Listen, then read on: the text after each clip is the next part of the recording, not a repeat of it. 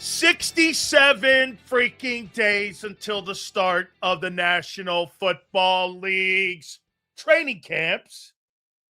106 to the start of the NFL season. How you doing? Man, do me a favor, hit the like button. Super chats are to the top as always. Some of you are on the Big Sill shit list, which means you have to pay for my attention. And most of you are not, and we appreciate you being here each and every single day. Yes, even you scumbag media people that have secret handles and secret accounts that come here each and every single day. I would like to wish a great day to everybody but Bob Lang with the Philadelphia Eagles. Hit that like button. We appreciate you very much. Thank you again. And guess what? What happened to this fabulous relationship between A.J. Brown and Jalen Hurts? Congratulations, A.J. Way to get married. Yes, sir.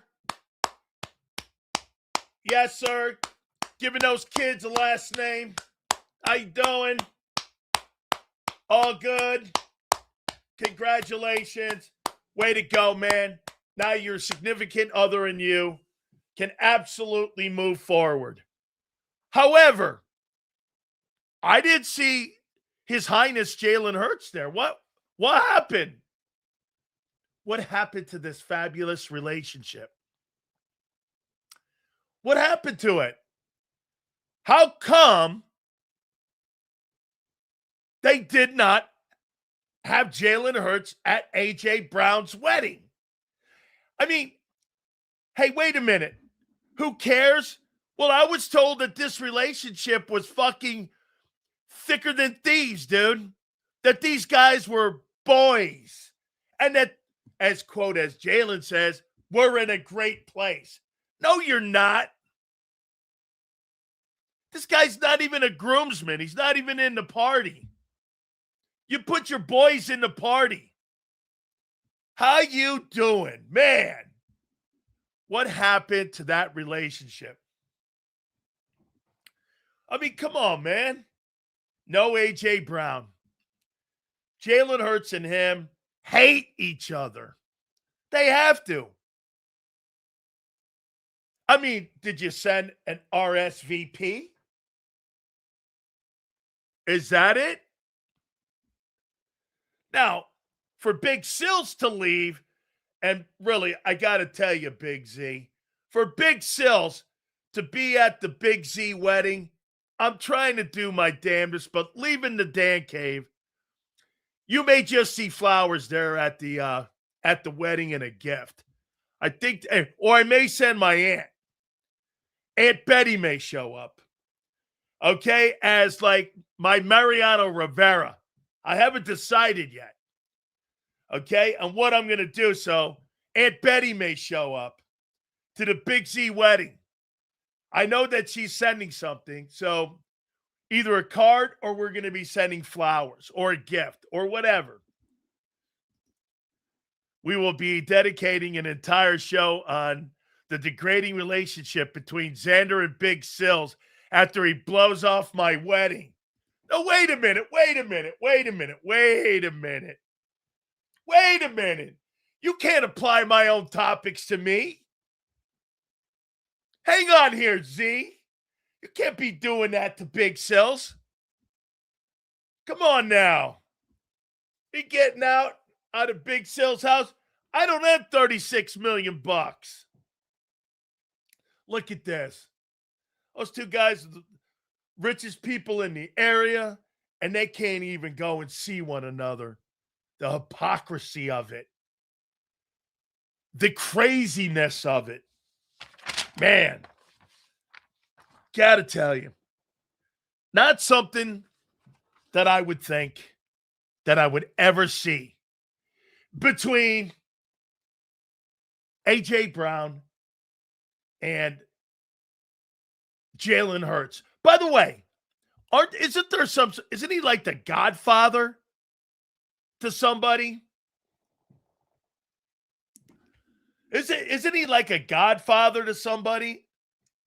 Hey, Kyle, isn't there some sort of like relationship between the two? I thought these guys were boys. Okay. Oh, you cared a year ago. Now all of a sudden, when he's not going to be an Eagle, as told here, now all of a sudden it's not a big deal. How you doing? How you doing? See you here. You're not going to Zander's wedding? That's even worse, bro. Look at what Zander just did. He took my own topic and applied it to Big Sills. Here's what you have to understand. Big Sills doesn't really go anywhere. I mean, I don't go anywhere. Zander understands that Jalen Hurts has the Met Gala, and he's got to go to all those fruitcake things. The Met Gala, Oprah Winfrey's house. And he's got to go to all the places in Hollywood to sit around and watch all those sorry-ass liberals kick each other's asses. All them soft-ass, who's swearing who? I'm surprised that Jalen Hurts is not going to be a guest this week on Stephen Colbert. As he's out the door on the way out, that Jalen Hurts will be on that guest list. Who's our final guest? Jalen Hurts. Yeah. He can't show up to AJ's wedding, but he could go to Stephen Colbert. How you doing? Seals, can we break down how you would attack every team we play? Yes, we will do that. I like that topic. Okay? I told you all what happened. Hurts messed with AJ's wife before AJ met her and didn't tell him. AJ found out from someone else and it rubbed him the wrong way. It had nothing to do with football. Deshae, when was this? When she was at Ole Miss? Help me out here. When did this supposedly happen? His wife and screwing around with Hurts. I find that kind of unbelievable. That I'm not going there with that. Okay? I'm not going there. All right. So let's get into the topics. Okay. Hey, by the way, little update on A.J. Brown, all kidding aside. There are more teams now involved in potentially making a trade for A.J. I told you that there's no question the Patriots right now are the front runner to land him post July 1. And I still 1,000% believe that. However, Chargers, Chiefs, and now the Jaguars have reached out to Howie Roseman on a potential deal to try to get A.J. Brown. So I think as we get more into the months where it's going to start getting towards June 1, get this. How many days? Hey, Kyle, how many days until June 1? Is that 13?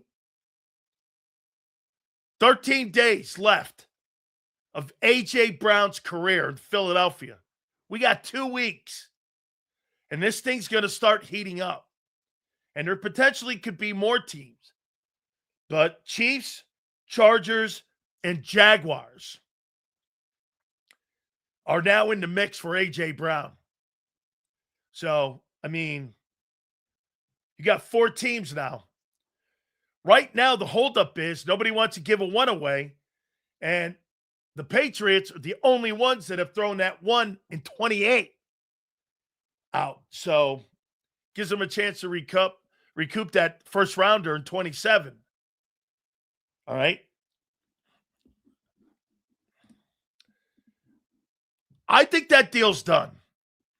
I don't think the Raiders are moving. Still, so the Patriots still the favorite to lay an 8? Yes, because they're the only ones that's offered up a 1. However, remember, okay, you don't know what that first rounder is going to be now. I think it's best for the Eagles now that it's past the draft because nobody wants the 31st pick in the draft for A.J. Brown. This coming season, the Patriots may win 8 games. That may be the 12th pick. And in 2028, going into that draft, who knows what that pick could be? That could be the 6th pick in the draft. You have no idea. All right, hit the like button. I'm going to start it out with Mekhi Lemon. Mekhi Lemon was one of the top 15 players that was on a lot of people's draft board. Did I have him there? Yeah, probably. I didn't really think that this was a great group of wideouts. I thought they were good. I didn't think like there were any sensational wideouts in the draft. A sensational wide receiver is Jeremiah Smith. That guy is a sensational player. I think the kid from Ohio State, Lake, Lemon, I think the kid from Arizona State, I think these guys are really good players. Do I think they're Justin Jefferson? I don't think so. So they're good football players. Are they first rounders in a weak draft? Probably. And by the way, no shade. I just didn't think this was a strong draft. Really at any position except for offensive tackle. I thought the rest of the positions were okay. Like edge was probably second. Offensive tackle was probably third or second. And wide receiver was probably third. Like, here's who I like. Is that guy Malik Neighbors? Absolutely not. Here, I'll give you something here. Remember something about Malik Neighbors for the Giants. Here's Malik Neighbors. For whatever reason, people don't, get the talent level of the kid. But Malik Neighbors in his rookie year with who was throwing him the ball in 24? Who was on that Giant team throwing him the football for a little bit? Was it Daniel Jones? Was Daniel Jones for 10 games. Then after that, it was Drew Lock, it was Tommy DeVito, and Tim Boyle who threw him the ball. And in his rookie season, he had 1,200 yards and 7 touchdowns. And he had 109 catches. Obviously, last year, he had 271 yards in 4 games. So he missed a ton of football last year because he ended up getting injured.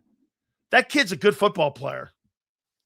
Like, that guy is an elite player when he came out of LSU. I didn't see elite players in this draft. The kid from Arizona State, probably, but he's always injured. Okay? So we'll see what happens with him, and we'll see what his career does. So here's my question to you.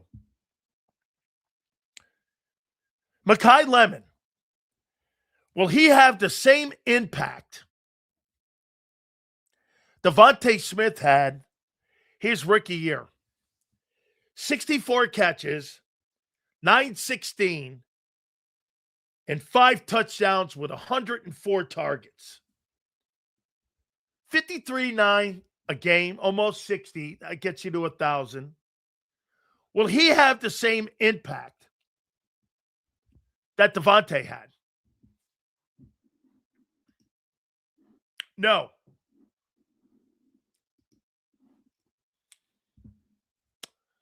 He needs to if we want to compete. Yes. Yes. That's a great take. He was, aren't you? I am. Yes, Steve. Absolutely, I am. Absolutely. Moving forward on Neighbors, yes, I am. There's no doubt. I am worried about him and his injuries moving forward. Yes. Okay? Hey, Sills, hope you had a great weekend. You too, my friend. No, Smitty had to be the number one receiver in a weak wide receiving core his rookie season. Eduardo, well, if you don't have him have 900 yards and 64 catches, and Smitty doesn't have a big year, that was a colossal disaster moving off of A.J. Brown then. In a year, you're changing your offense.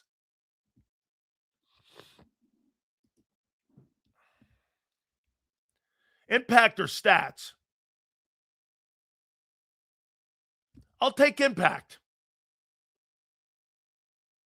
Smith elevated the wide receiver room after years of trashy play at the position. Lemon's replacing Brown. No, he's not. Lemon's replacing Smith. Devontae's replacing AJ. Look at this here.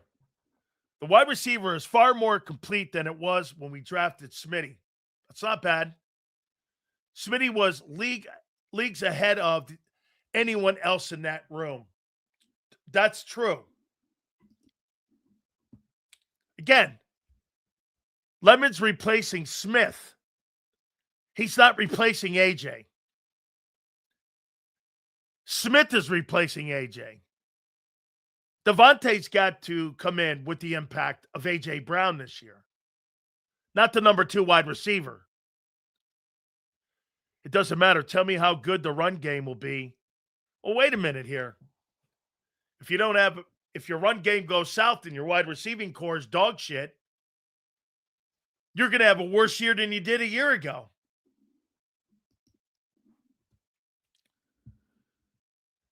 That's right. Some guys just don't understand football. Lemon is wide receiver 2, replacing and a replacement for Smitty. Dead on. Not replacing AJ. AJ's being replaced by Devontae. Sills, Lemon will need to fight for targets more than Smitty needed to when he was a rookie. Maybe. Smitty will have about 1,200 yards. Dallas will have about 600 or 700 yards. Lemon maybe 800. But the shocker will be Hollywood will get the 1,000. Dog, you're making it sound like you have a high-powered passing game. I mean, you're making it seem like you're talking about a football team.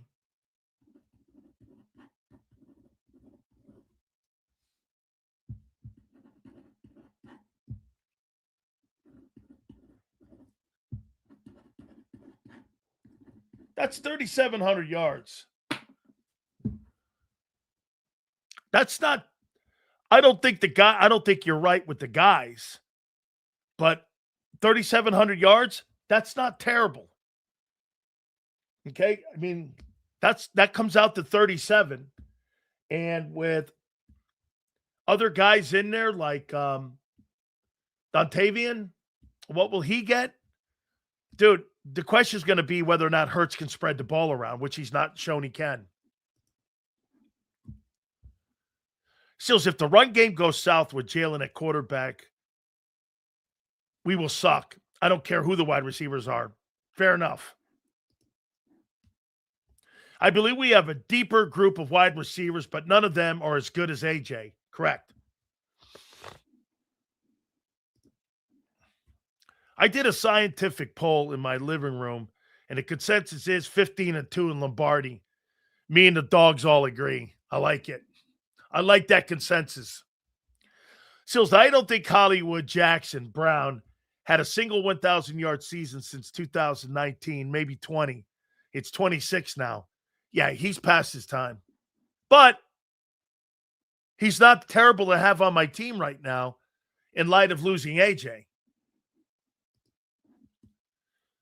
People say Hurts will never throw for 4,000. If Hurts throws for 37 and Barkley gets 16 to 1,700 yards, we will repeat.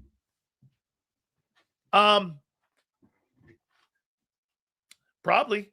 And your defense is in the top 10? I'll tell you this, Alfredo. If Jalen goes for 37 and Barkley's at 1650, let's go there, and your defense is 10th, you'll be in the NFC Championship game. Yes. Yes. You'll be in the NFC title game. It's more likely 1,100 for Smitty, 500 for Goddard, 5 for Wicks. Yeah, no. Rasputin. This has never happened in Jalen Hurts' career in Philly, with all those guys having that amount of reception yards. I don't believe all that. I think you're going to have two dudes again. Hurts is usually closer to 3,700 number. No, actually, he's not. Here's his 17-game average. And this is who Jalen is. You might be right. You might be right on that.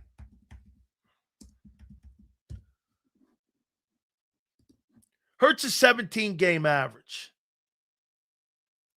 is 3,270, 20 touchdowns, and 8 picks. That's who he is. That's Jalen Hurts right there. And rushing, 142 carries, 650, and 12 touchdowns. Actually, Jalen Hurts, for the amount of touchdowns because of the tush push, I mean, let's see, since he started in 21, 1, 2, 3, 4, 5. Dude's got 60. The dude's got 63 touchdowns or 60 touchdowns in 5 years. I mean, he's more effective as a rusher than he is a passing quarterback. This guy's got 60 rushing touchdowns. And how many passing touchdowns does he have in the 5 years?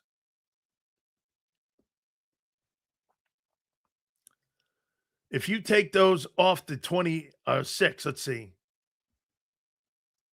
So he's got 114 passing TDs and 60 rushing touchdowns. This guy's clearly more effective in running the ball than he is throwing the ball. We're going to coach and design to spread it out. Jalen will still got to go out there and actually do it. Yes.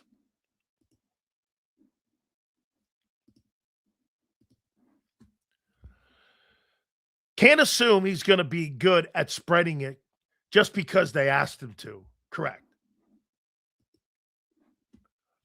We don't know what his offense will look like, or we don't know what this offense is going to look like. We're trying to figure out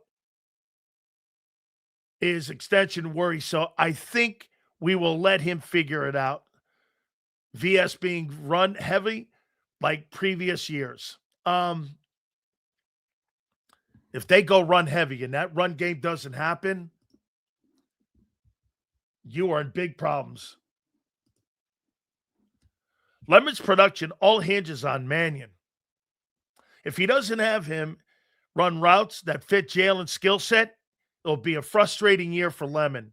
Hey, DFW, I wonder if Devontae Smith will start feeling some of the frustrations that A.J. Brown felt with the quarterback this year. Hey, you agree?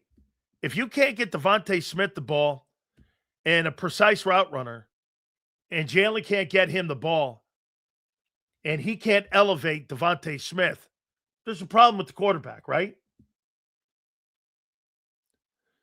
My thing, did the top 5 quarterbacks in the NFL make the Super Bowl this year? People kill me. Football's team game. Act like football is golf. It's not. You're right. Okay? I mean, hey, James, how about Devontae Smith this coming season? Devontae Smith, this guy runs precise routes. He's perfect for the West Coast style of offense. If Hurts can't get him the ball, doesn't Devontae also start, so we have coordinators. You're getting rid of AJ. if the passing, would we agree with all these new weapons? If the passing game doesn't get better, it's the quarterback, right? Right? If the passing game does not get better, it's the quarterback.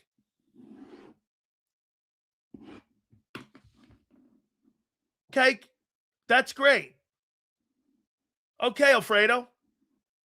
So, Mekhi Lemon, Devontae Smith, like Embraer says, it's a deep wide receiver room and a coordinator, Kim, and a coordinator.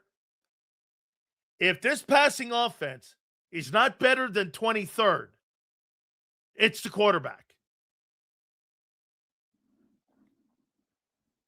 Right? Drew Brees is right. Quarterbacking is a lost art. We don't have 10 quarterbacks that can throw 30 TDs. Dude, those quarterbacks back in the day that didn't have the electronic earpieces in, they had to go to the line of scrimmage and dissect those defenses. They had to figure the shit out. They had to go in there and make it happen. No. Sills, too many ifs, ands, or buts with this team. I look forward to the rebuild. Fair enough. Okay? Get this. So here's what he says here about for me. Let's see. 28th, 8th, 16th, 29th, and 23rd. Sills, you're setting yourself yourself up for failure. Hurts isn't going to fail. So, folks, in 5 years of starting at the quarterback position, passing game has been 28th, 8th, 16th, 29th, and 23. He says I'm setting myself up for failure. Kid, I think you got it reversed.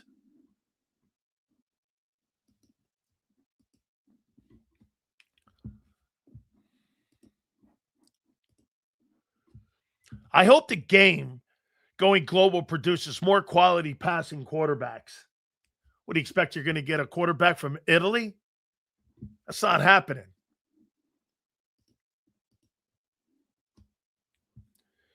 Brees broke Unitas' passing consecutive touchdowns record, and it took 52 years. Well, back in the day, Unitas was the only guy throwing the ball 30 times a game.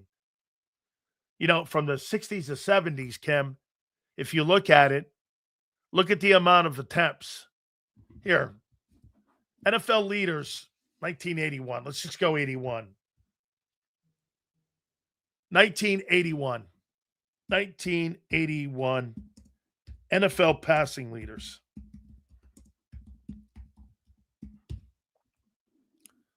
Here. Okay.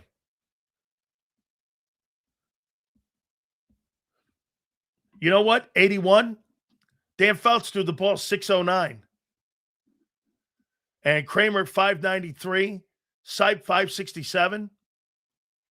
The percentages were lower, but the attempts were high.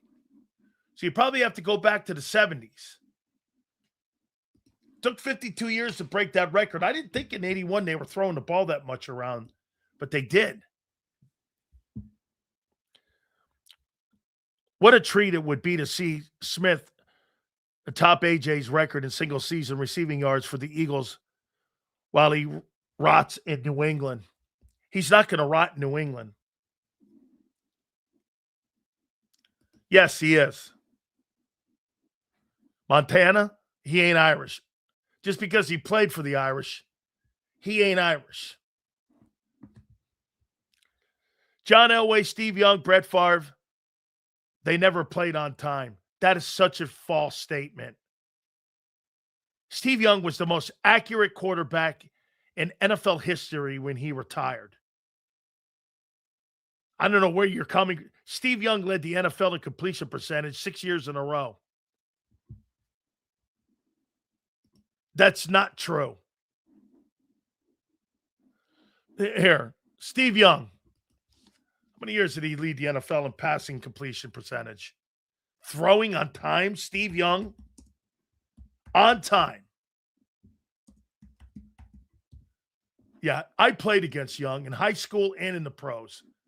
Here's how many years Steve Young led the NFL in completion percentage. 1, 2, 3, 4, 5, 6. 6 years he led the NFL in completion percentage. That's called throwing on time.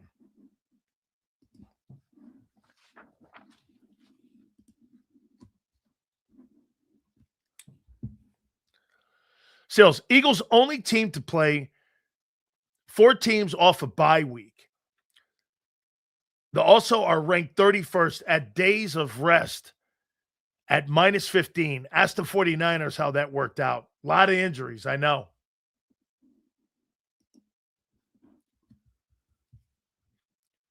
Steve Young was a bad mother effer.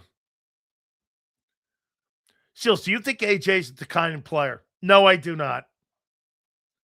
I think he's in a declining offense. I think maybe we are being, hey, get this. Let me ask you this. How many people in here think that A.J. Brown's a declining player?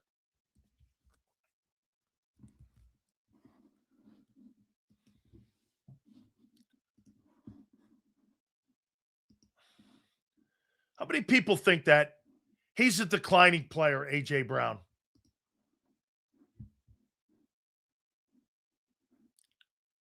Okay? Declining. You. Okay? How many people think that Jalen Hurts is a declining player?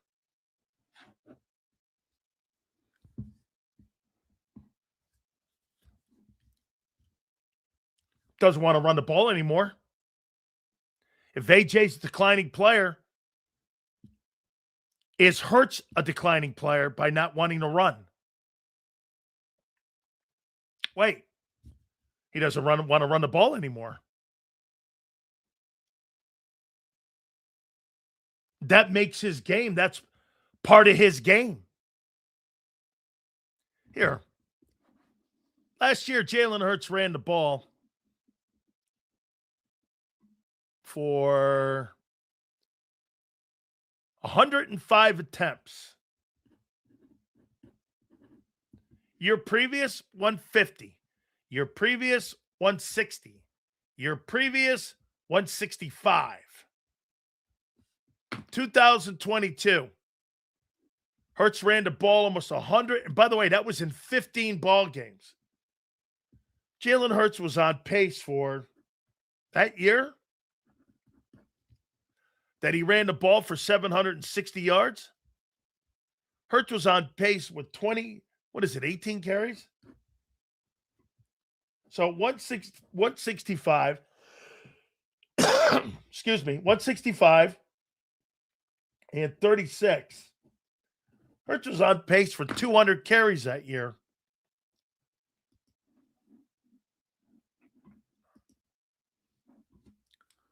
What was Steve Young in Tampa? Couldn't get on the field. He stunk.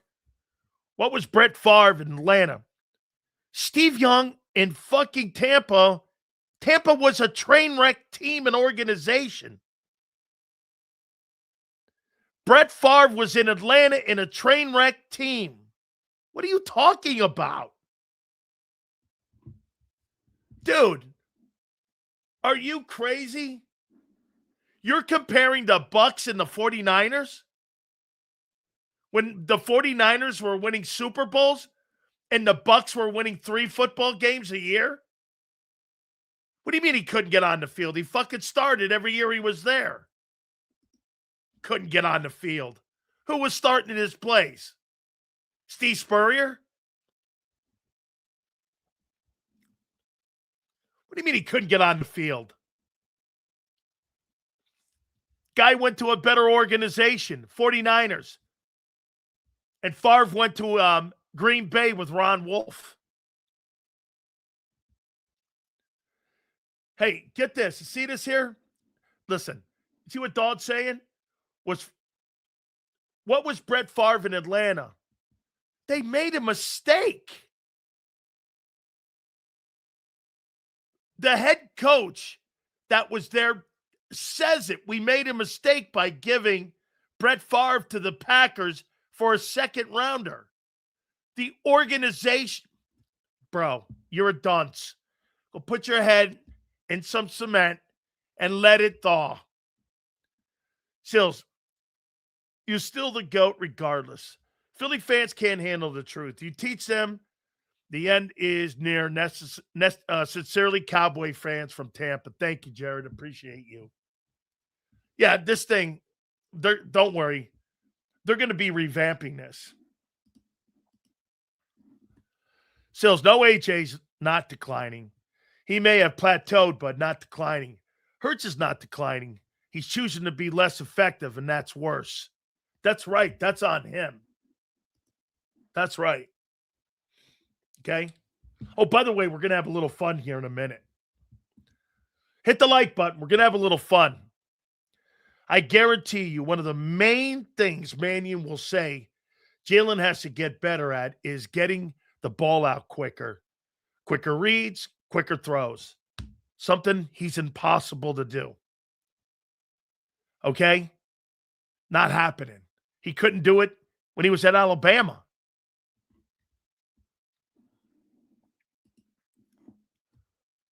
We don't need another Aaron Rodgers arm talent. Just a consistent passer. Correct. That's right. People can't understand. It's like a young quarterback going to Cleveland or the Jets. They will never understand that. They will never understand. If you go to a shitty organization, the chances of success is minimal. Angelo, tell these people this. In the last 50 years, name me a decent Jet quarterback. Name me in 50 years a consistently good quarterback in New York. In 50 years. And Sam Darnold was there. Okay? 50 years. Geno Smith. Chad Pennington. Boomer Esiason. Mark Sanchez. Vinny Testaverde. Even A-Rod. What does that tell you? You're never going to win there.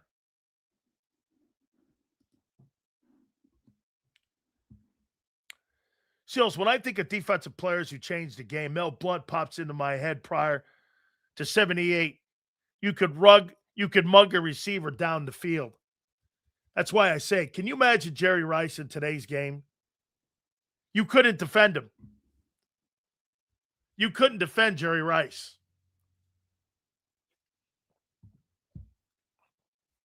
You couldn't defend Rice. Chad Pennington could play. Chad Pennington was a bum.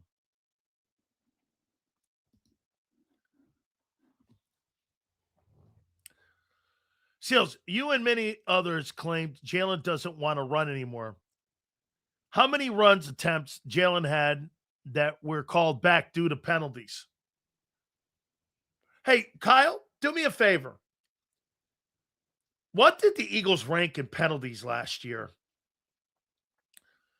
That's a good call there, actually, Ricardo. And if they're down there low with penalties and they're one of the worst penalized teams a year ago, and they were 31st in 3 and outs, that's why you sucked last year, too.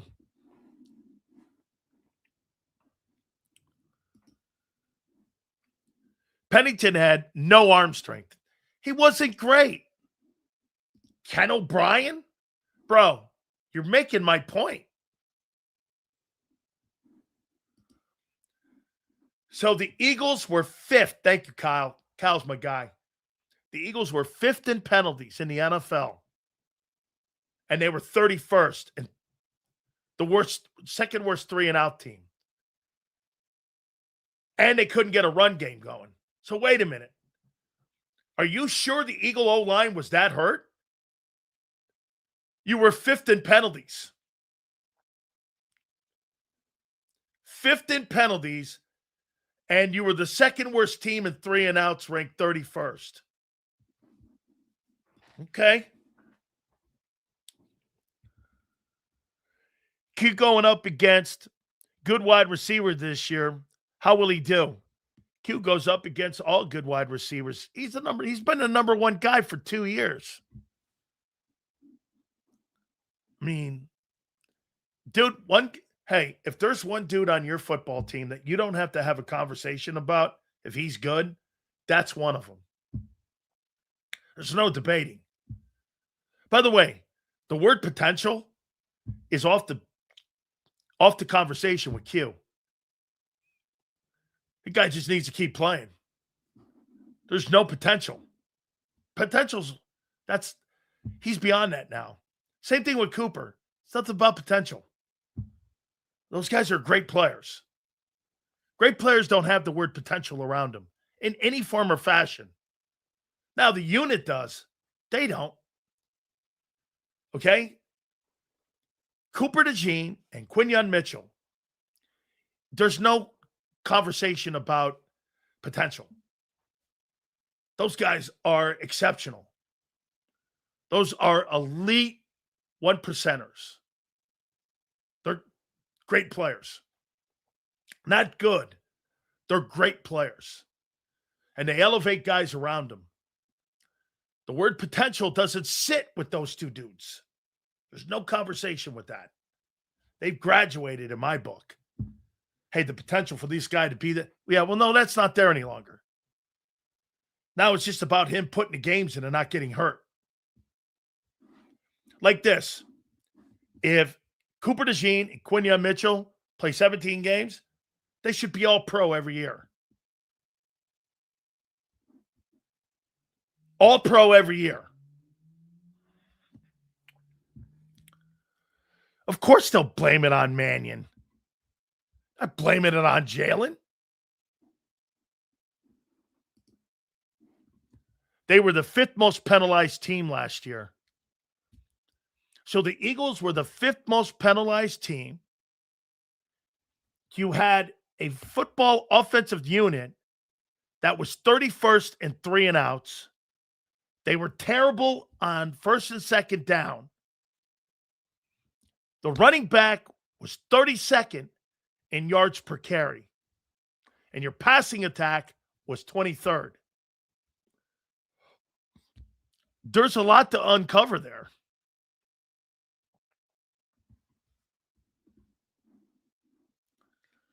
Seven penalties a game. Let's just say this. They're 10-yarders and not 15-yard penalties.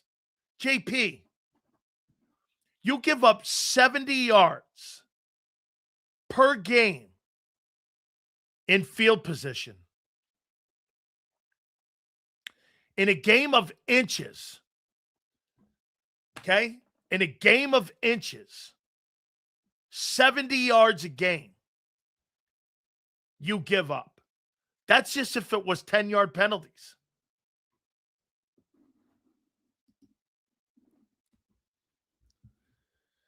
If the Eagles didn't blow on 3rd down, this defense would be top 2.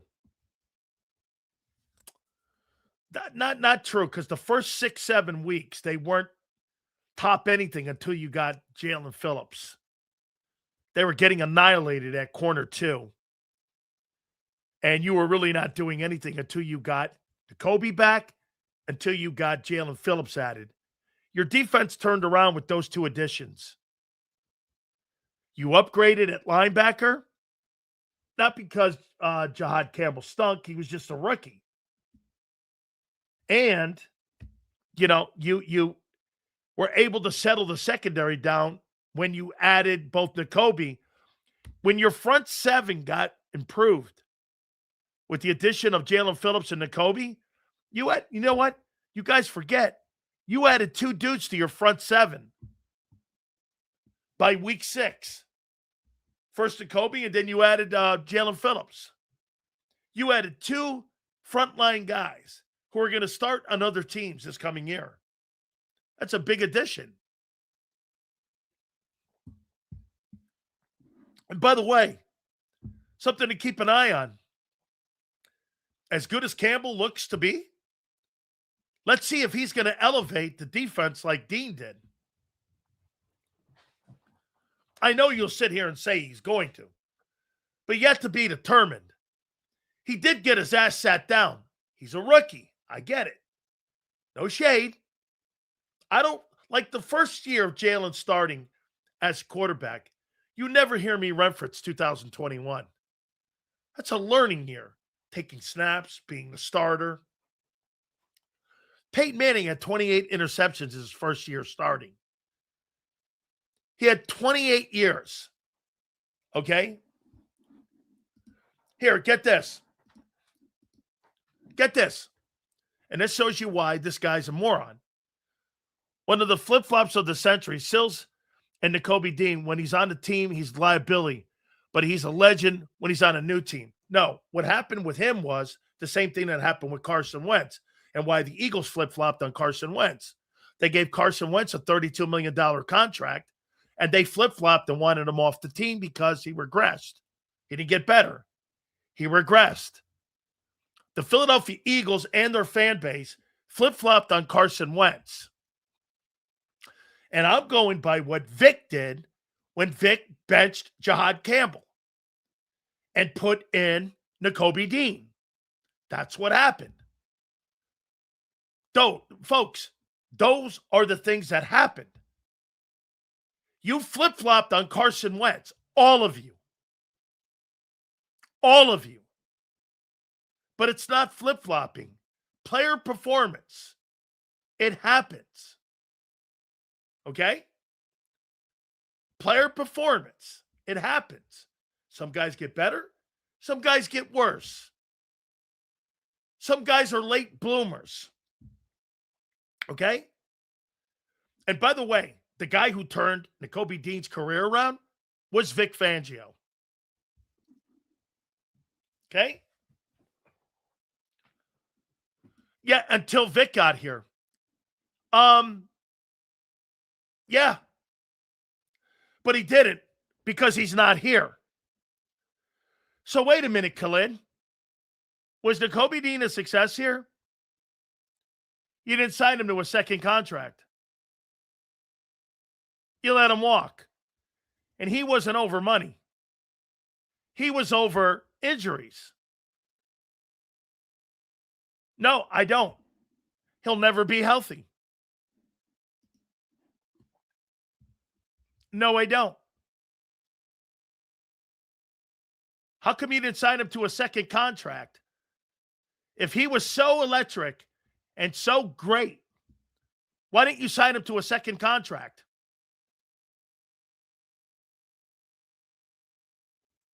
Crowded room? He sat your first rounder down.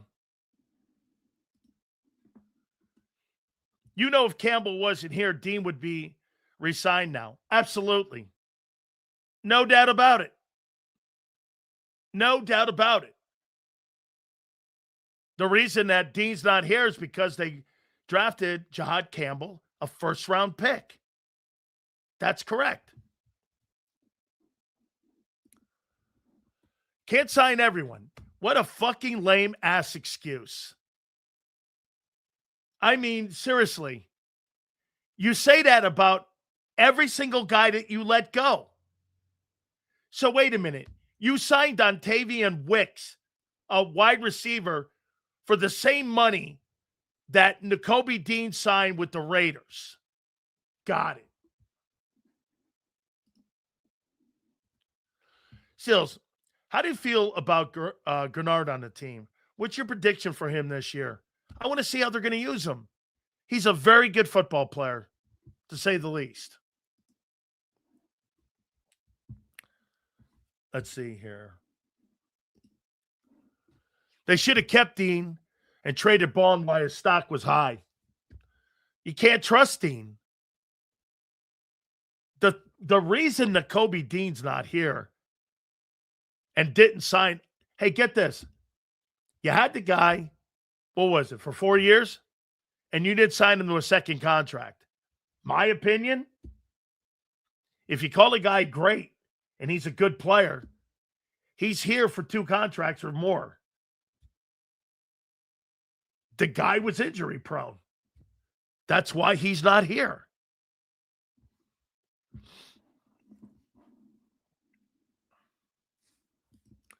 No, he's not. Based on what? Based on what? You said that Jalen Phillips was too. And he makes $19 million. You had a guy with 12 and a half sacks at $19 million. You had a guy with 3 sacks at $29 million. Fair enough.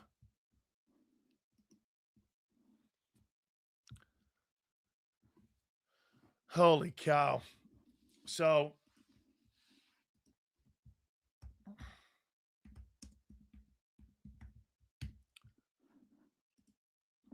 might on.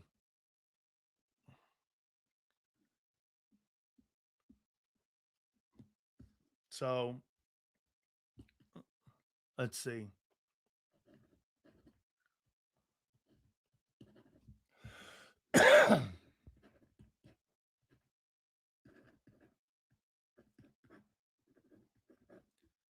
One, two, three, four.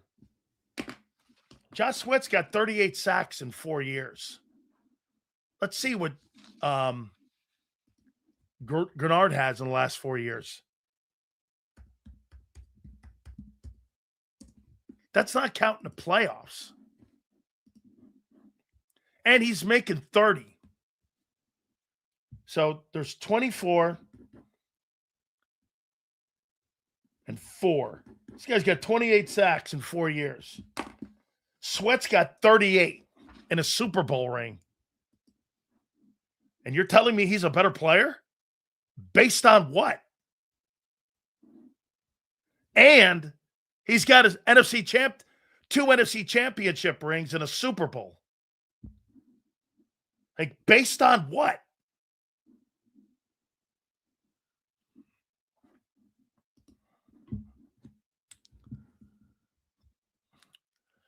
Wentz was never a vegetable. His entire offensive line was in and out of the blue tent that year, and we had a bunch of hoagie mouth meatheads in the city who don't know football from a cantaloupe.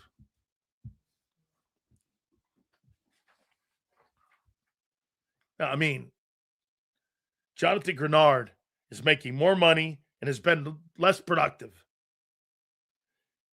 And has been less productive in the last 4 years. I don't know what you're talking about.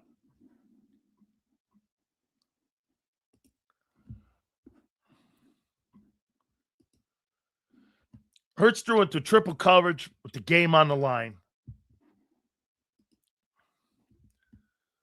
Curtis the Vikes and did every bit a shitty job as we did protecting him.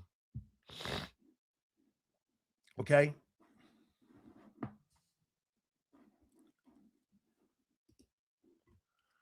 But now it's more of a demand for our defense than it was. Sweat was set to go in free agency. Hey, my friend, your defense right now, the defense that Josh Sweat played on was better than Gang Green because they were more accomplished. They finished the NFL number 1, and they won a Super Bowl, and they devastated Mahomes and Andy Reid in a Super Bowl. That's accomplishment.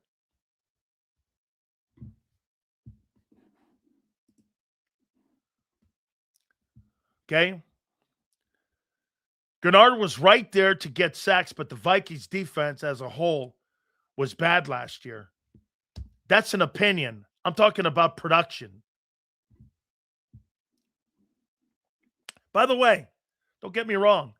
I'm not telling you Jonathan Grenard's a bad player. Some of you will tie that in. I just don't think he's been as productive the last 4 years to Josh Sweat. And he makes $19 million. You can't beat the Josh Sweat deal in production and in money.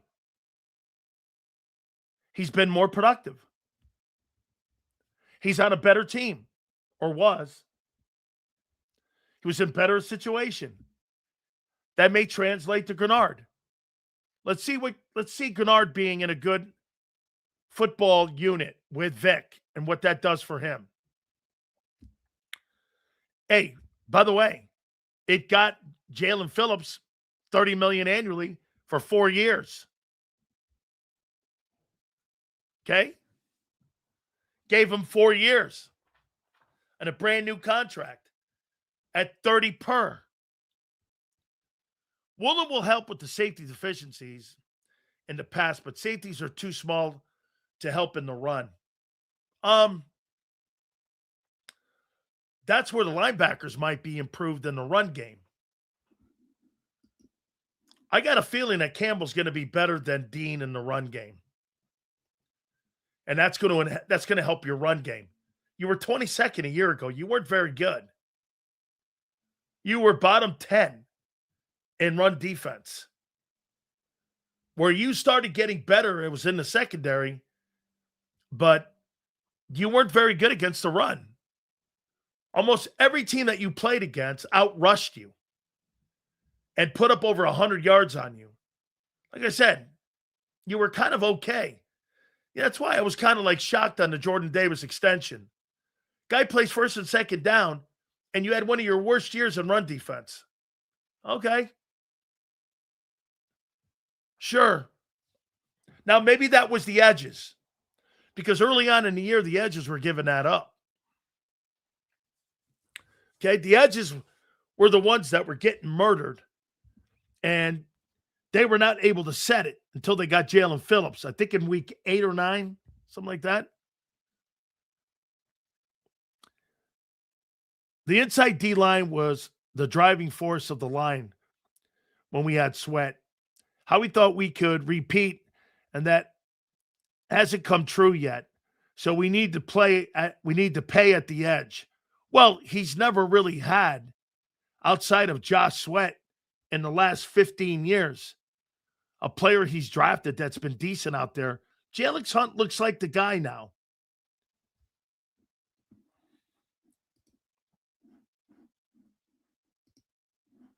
Seals, where did we get killed on the run? Was it DT or edge? I think mostly at the edge. I think they were running at the edges, especially at Nolan Smith. Nolan Smith, hard player, good player, but yeah, I mean, you were 22nd. Cover 4, why do you want to know? Let's see. Campbell will be better in year 2, barring injuries.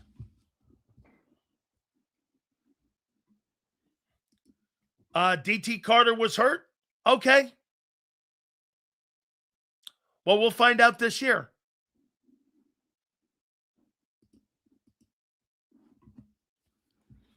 Why did people recognize Phillip in Philly but not in Miami? People could have gotten him early, but Eagles get him to be a star. I think he's with Vic. Better players, better scheme that fits his skill set, fit right in. And I told you, Jalen Phillips is a good ball player. Is he a $30 million a year guy? How about this? In your system, yes. Maybe somewhere else he's not. How about this one? Dude, the move that's been really the one that you can make the debate. I would rather have Sweat back than Milton Williams back. Sweat was the guy, because your interior defensive tackles, you guys are sold on Carter and Davis. Sweat's the loss.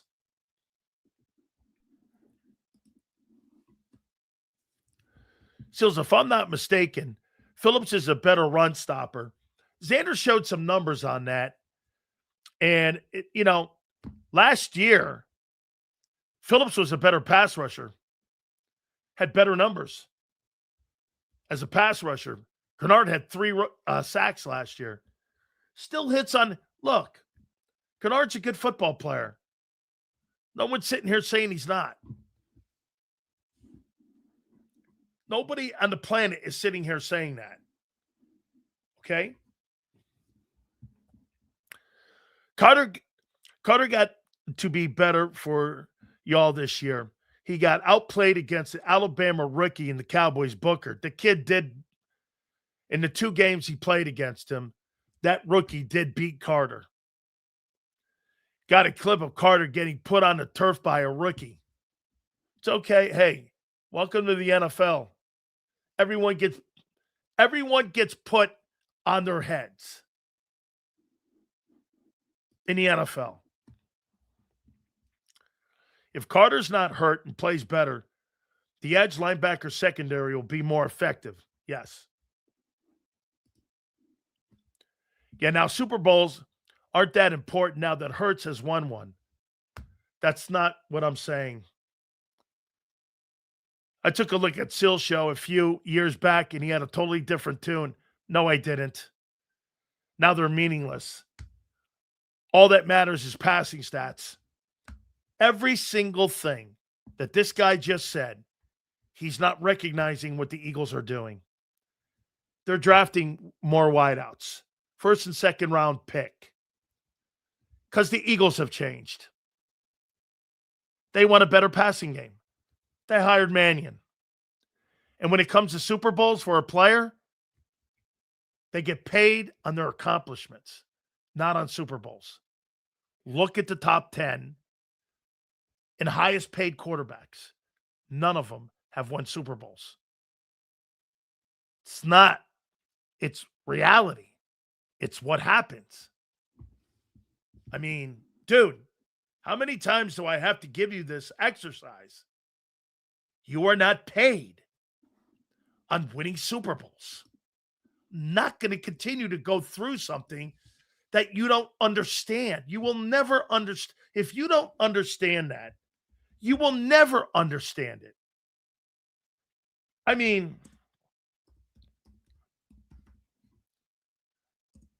you just don't get it. Here, one fucking last time. Highest paid quarterbacks. Prescott, no Super Bowl. Burrow, Super Bowl appearance, no win. Allen, Love, Lawrence, Goff, Purdy, Jackson, Watson. Top 10 played quarterbacks. None of them have won a Super Bowl. I don't know what else to fucking tell you.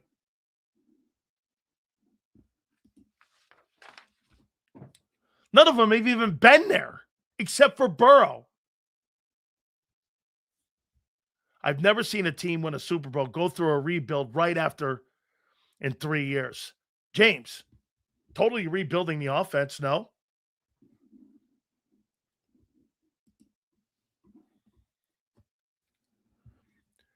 This is Hurts' prove-it year.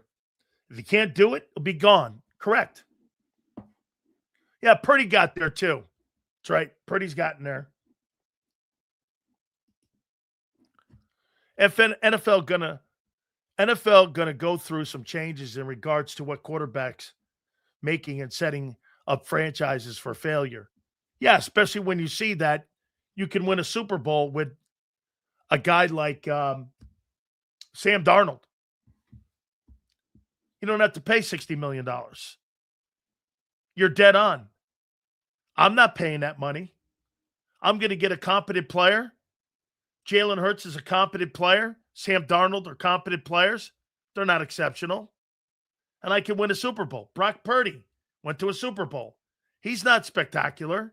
These are really good players.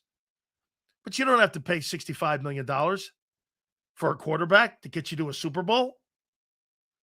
All you have to do is be decent.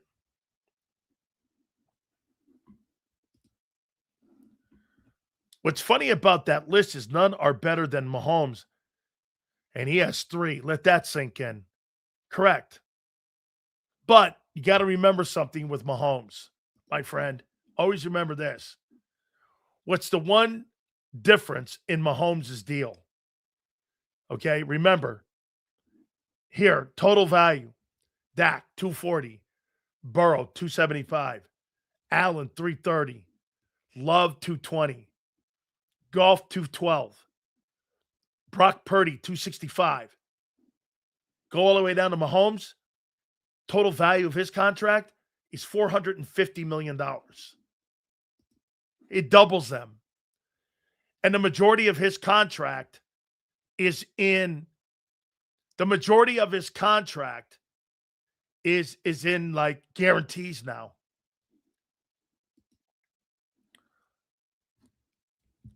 He has a 10-year deal that's unheard. Yeah, and it's at 450.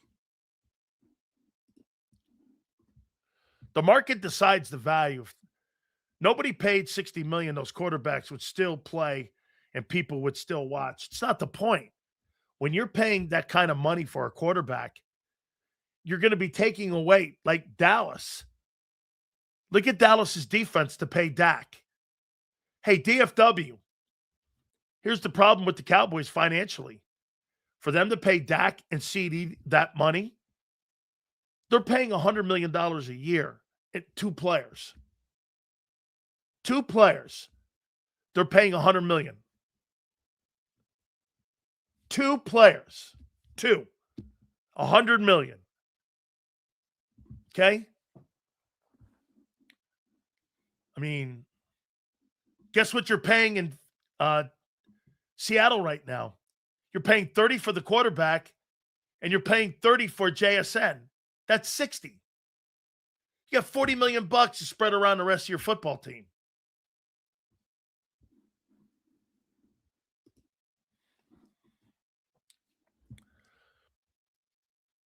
Get us a stat padding loser to make Sills and other tards happy, please.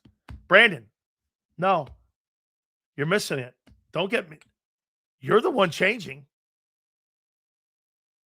You guys are the one that are adding all this new people and signing all the new receivers and doing all this. Okay? You're the ones. So let me ask you this. By the way, Big Z will join us. Angelo's going to join us tomorrow at 3:30. So we'll talk to Angelo Cataldi tomorrow. I think we're working on a special guest in Phil Simms this week. So I'm working on Phil to try to come on the program.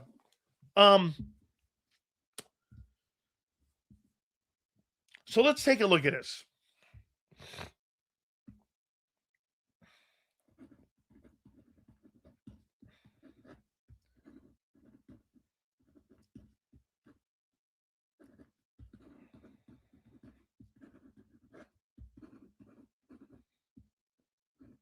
All right. Since 2022, has Hurts gotten better as a starting quarterback?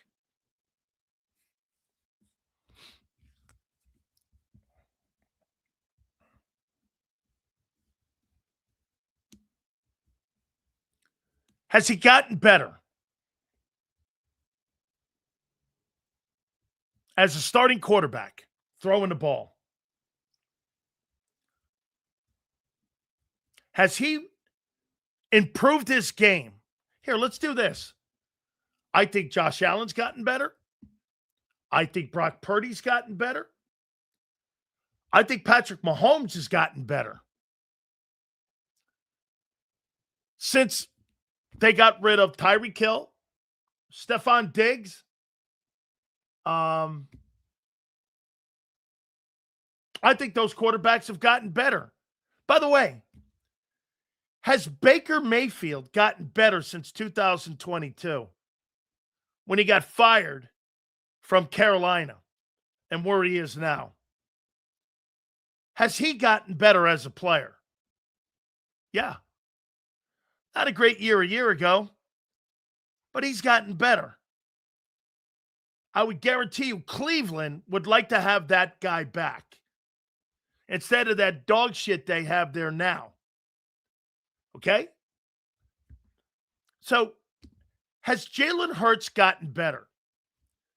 Mind you, in 2022, they were 8th. 23, they were 16th. 24, they were 28th. 25, they were 23rd as an offensive unit passing the football. They were, again, 8th, 16th, 28th, and 23rd. And in the last 2 years, they were 28 and 23. Has he gotten better since his 2022 year? Yes or no?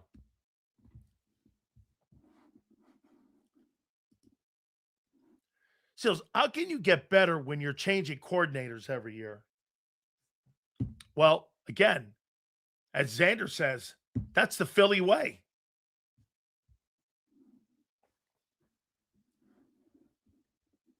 See, here, and this is why we go to people that are dissenting with the conversation. You keep ducking the conversation. He's 1,000% gotten better. If you're going based on passing numbers, of course, you're going to say he's gotten worse. Mahomes' numbers have gotten worse since 22.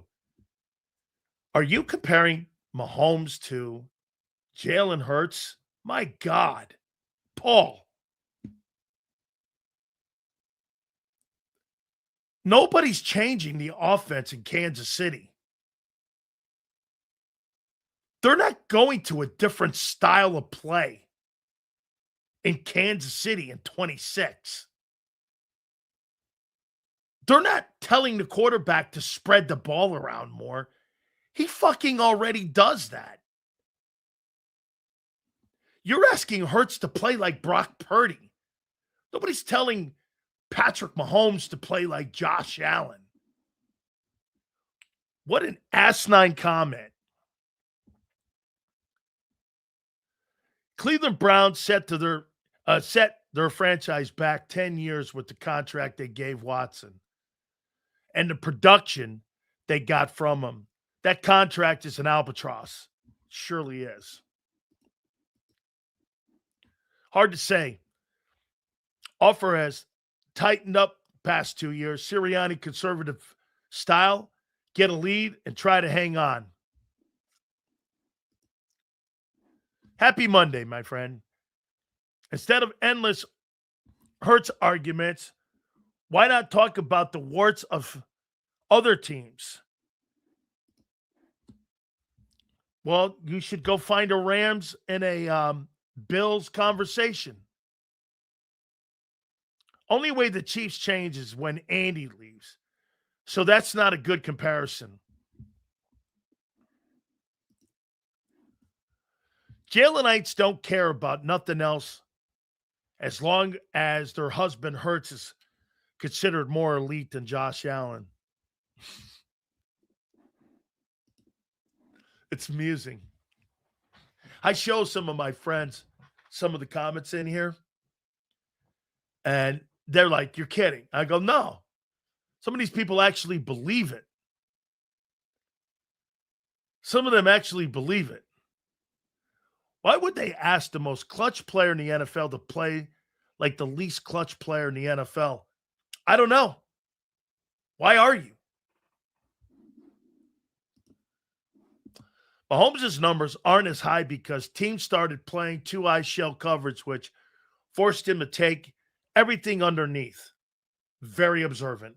DFW, hard on you at first. You've turned out to be an outstanding contributor to the show. Yes, sir. How is he comparing Hurts to Mahomes? He got worse these last 2 years. What does that have to do with Hurts? What do you mean he's gotten worse? I think the talent around him got worse. And for the record, when you go to 7 straight AFC championships and 5 Super Bowls, you're going to have a down year. Ask the Patriots. They didn't go to a Super Bowl for 10 years.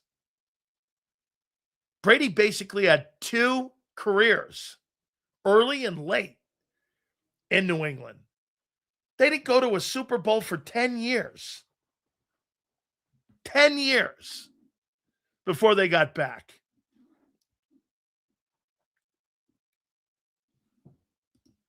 I don't know. You should ask your organization. You really should. Is it about looking good or doing what you did normal? I would have stuck to keep doing what I'm doing. I thought Sil said Mahomes doesn't need talent around him. Don't make excuses for Mahomes having a bad statistical years recently. So let me ask you this, senor. You don't think as you get older, like LeBron or Brady going to Tampa, you don't think as you get older and you're not so much in your prime as you once were, that you don't need more help? Or you don't think that changes? Michael Jordan needed fucking help. Did he not? He's not winning a championship without Pippen. I'm not understanding that. You don't think as you get older. By the way, it took Michael Jordan 9 years to win a title. So it's taken from me that 10 years was a long and painful stretch. Yeah, but we got to remember, end of the day, you've got Roethlisberger and the Steelers. You've got Peyton Manning involved in there. And you got those great Baltimore Raven teams. Wasn't like you were playing against stiffs. You were in a situation where, again, it's like being Phil Mickelson and playing in the Tiger Woods era, or being Karl Malone and playing in the Jordan era. It's what it is.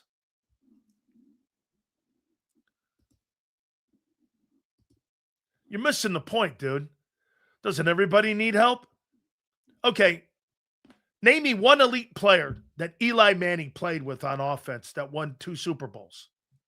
Name me one.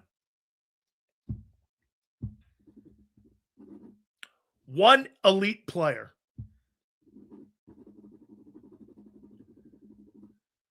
Name me one elite New York Giant offensive football player that he played with when he won those 2 Super Bowls.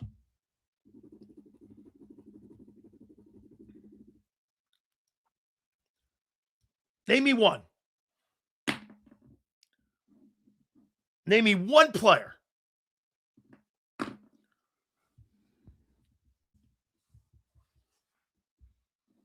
Okay? Name me one player.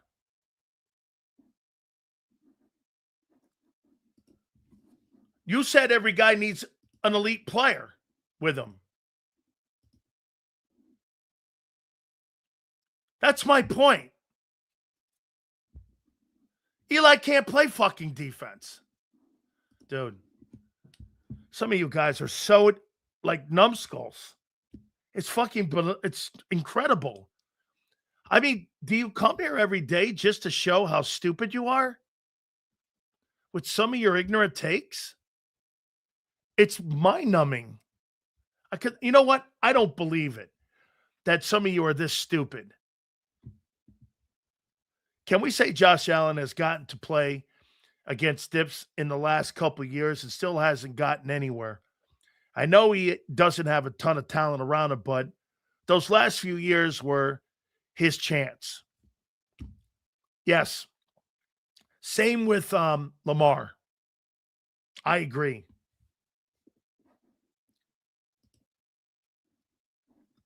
If you think the Eagle defense played good in 22 Super Bowl, you're high. Sills, assuming it's real, how do you think the interest in AJ from Jacksonville, AJ Brown, would transform Trevor Lawrence and make Jacksonville a competitor for a long time. You put A.J. Brown in Kansas City with Patrick Mahomes, they'll win 3 Super Bowls. Mahomes is winning Super Bowls with Juju Smith-Schuster. Can you imagine putting somebody in a position that's a really good player? The best player that Mahomes has ever played with was Tyreek Hill and the tight end. You put A.J. Brown in that room, A.J. Brown, in my opinion, is a better player than Tyreek Hill. If you ask me who I would want on my team, I'm taking Brown over Hill. Hill is a deep threat. Doesn't do shit for me in the run game. I don't think there's any coincidence that that guy played with 2 of the greatest running backs in pro football when it came to having great years of all time. Barkley had one of the most iconic years, and he played with Derrick Henry. I don't think there's any coincidence to that. There's zero coincidence.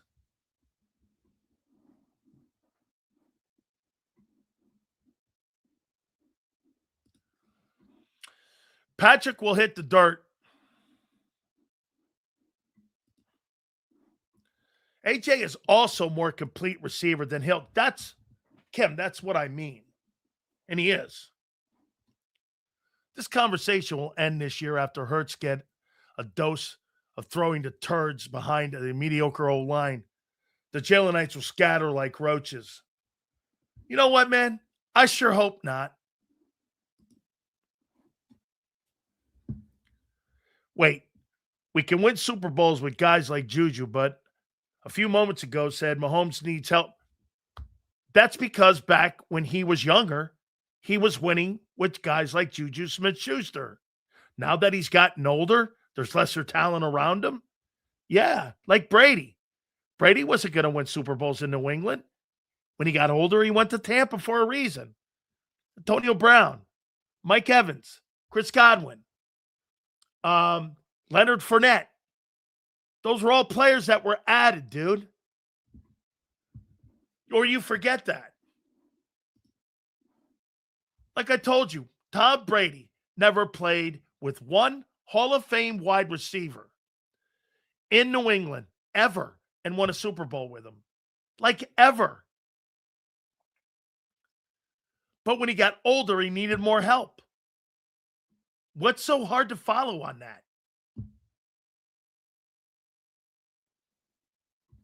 I mean, what are you not following?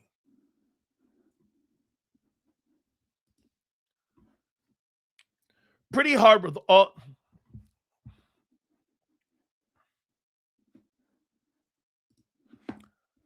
The only guy that added was Gronk.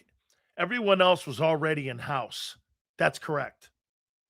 That's why he went to a team that was loaded. Because New England didn't have that anymore. What are you not following? Sills, why would you pass it to anyone else but Gronk? Best tight end that's ever lived. And I don't really believe that that's a conversation.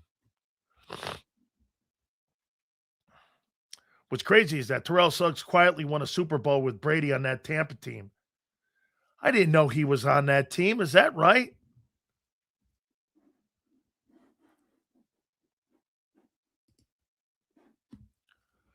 AJ doesn't need to run routes like AB. He's a yak monster. When hit on time on slants and hitches, he's unstoppable in man. When not bracketed. Yeah. Really? You think Tony Gonzalez blocked like Gronkowski? You'd be sadly mistaken. You'd be sadly mistaken. That guy is a war horse on the line of scrimmage. That's what made Gronk such a dual threat guy. He may not have a big day, but he's going to knock the shit out of you on the line of scrimmage. He's the best blocking tight end with the greatest hands of all time. It's not close.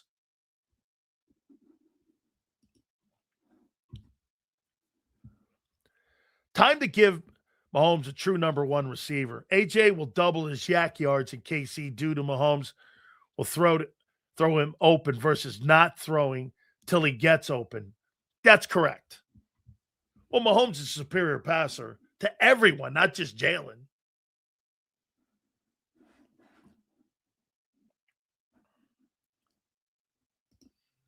Yes.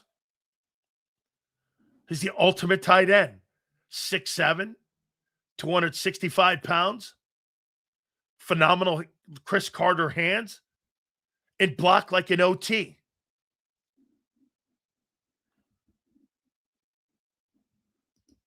You know what?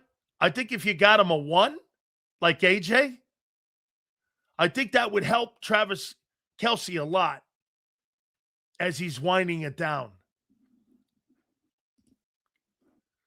Many of these tight ends now are glorified wide receivers. Hey, Kim, when you're 6'7", and you're 265 pounds, that's not really a wideout. But the guys today, I think you're talking, like the kid Stowers you got, yeah. Gronk was out of football for an entire season and steps in and scores 2 TDs in the Super Bowl. I knew it was over for him. I knew it was over for KC. He was so good in that game. He was good in the NFC Championship game just blocking.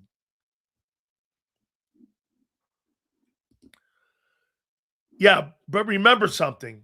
Remember something, Denny. There's a rule I have about that weekend show, putting those guests on. Those are all people that have been on JAKIB. Every single one of those guys have been on JAKIB. I'm like, we don't, unless it's a baseball dude or somebody like that. You know what I'm saying? Denny, you've already seen those guys on JAKIB. That's a rule I got.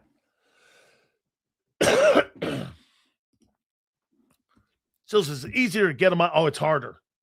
Because everybody wants a free weekend. They don't want to do shit. Okay, Dan. I'll do it. Dude, I got to fucking break. We had Bill Goldberg this last weekend on. And we've had Goldberg here. By the way, he wants to do the because he's got a military event coming up. And he wants to do something for Memorial Day. Like Memorial Day weekend, like the following weekend. He's got an event coming up, and we're going to do it here.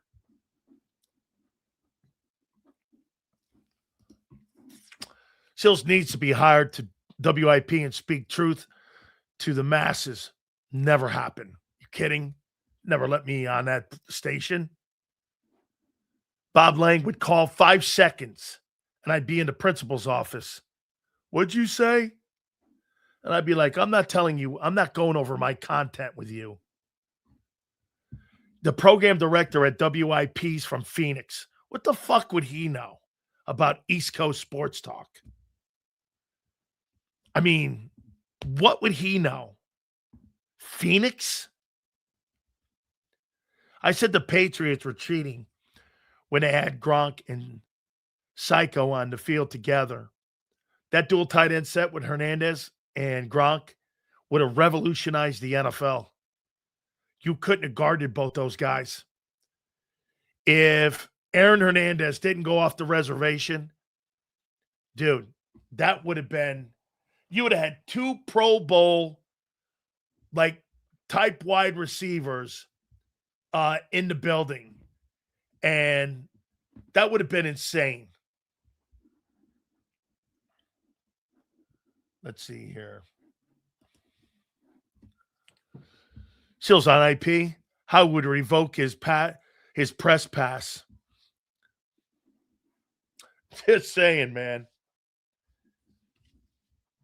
Hey, by the way, we got a little bit of breaking news. Okay?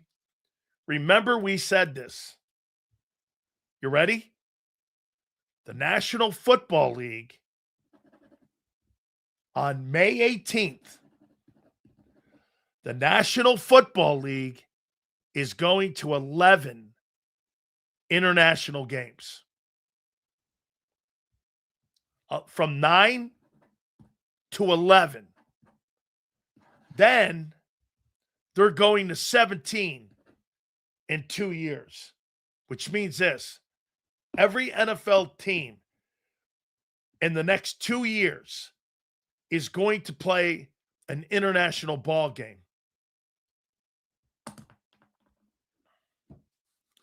Okay? They're going to 11 next year. So they're going from 9, which was an all-time record, and they're going to 11. I posted this earlier today. Okay? Eagles signed Eli Stowers to his contract. Rookie contracts are all set already. It's not a big deal. Do you know why? Here. Kyle, do you know why some of these contracts take a little longer? Because some of these guys don't want to deal with the prorated money.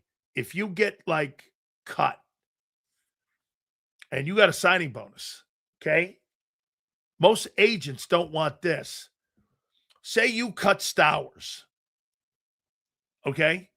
Stowers gets picked up by the Cowboys, and they sign him to a $100 million or $100,000 signing bonus. They want some of that money to offset the new contract that you got with Dallas with the old contract so that the Eagles could get some of their money back. And the agents are like, yeah, no. You give me $100,000. You give me $100,000. You pay me $100,000. That's got nothing to do with Dallas. Okay?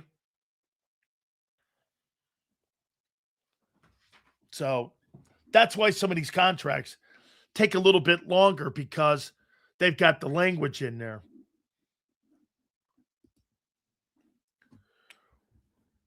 Wouldn't you agree the Thanksgiving game should be in Philadelphia and not Dallas? I think the Dallas Cowboys having the Thanksgiving Day game. Do you understand what the big deal was with Dallas and why Dallas gets that Thanksgiving Day game? When Pete Rozelle wanted to play on Thanksgiving Day, no team in the NFL wanted to play except the Cowboys. That's why they're on Thanksgiving every day, or every year, I should say. No one wanted to play. The Cowboys were the only team that said, let's play on Turkey Day. Them and the Lions were the only teams that said that. Now, you get kind of a mini bye when you play on Thanksgiving. So it's kind of like a setup deal for you to be able to take a little bit more time. But hey, just so you know, next year in 2027, there'll be 11 international ball games. And in 2 years, you're going to have 17 international games that are going to be played. The NFL is diluting their product with extra games. I agree. Or I should say extra days. Do you know at one time, Monday Night Football used to get 40 shares? When Cosell and Don Meredith and Frank Gifford did it, it was 40 shares. It was the only game in town, Monday Night Ball. All right. So, without further ado, holy cow. Jalen Hurts, not at the A.J. Brown wedding. Woo! Man. Then again, if I show up to Z's wedding, will I be drinking that fancy fucking Coke? All I know is that my boy threw it back at me. Without further ado, we bring in our guy, Big Z, Zander Krause. How you doing? What's up, Big Shows? How you doing, brother? Man, you got me over on my throat, dog. Why? No, I mean you did it with that tea thing. Nah, that's all right, brother. Listen, no, man, I get good. it. It's not that easy to travel across the. The price of jet fuel right now is through the roof. I get it. I don't hold it against you, but I thought it was a nice debunk of your A.J. Brown, Jalen Hurts narrative. They're I won't take neighbors. it personal if Big Sills cannot arrive at the wedding. Well, we're sending a gift, okay? We're sending a gift. I know. My It wife might be a told me- sign of a degrading or a No. collapsing. My wife is friendship. actually picking the gift out. It's a collapsing friendship we have here, folks. Hey, I could tell you, my wife is actually picking it out. And don't worry, it's not candle holders. All right. So I'm good, brother. You're all good. hey, listen.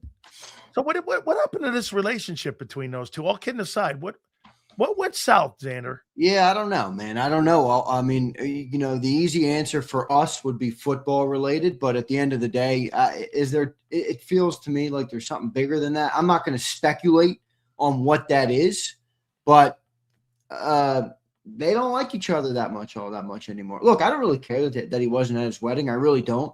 But it does. It would show you that the relationship they once had, which was, super, they were close when they first. Remember, like the famous FaceTime call when they traded for A.J. Brown and they were all fired up. Like that's obviously gone. So I don't know. What does it matter? Probably not. But something happened. Something happened. I know people talk about a bunch of the conspiracy stuff. I don't know what's real and what's not, but you can tell that they are not what they once were. Again, I'm not really interested in People Magazine. I know some people are. And what did you call it? TMZ or whatever the heck you called it? Yeah. That's big. I'll leave that to the big sills. Well, the NFL's involved in TMZ. Why would you put the Patriots in the opening game of the year to kick the season NFL off? loves TMZ. TMZ equals ratings. How about this? On Friday, the group of text message guys, the league had a meeting with these media guys. Do you know they told them that the Mike Vrabel, Diana Rossini situation had nothing to do with us putting the Patriots in the opener of the season? Armando Salguero went like this. Are you freaking crazy? How does that not cross your mind? The NFL embraces controversy, dude, and they love it. By the way, we found out that there's going to be 11 international football games moving forward. After this week, the NFL owner meetings are this week, right? When they come out of that, they're going to go from 9 to 11. And get this, Z, in 2 years, 17. That means every team in the league is pretty much going to play an international 17 game. games, yeah. Some will have multiple.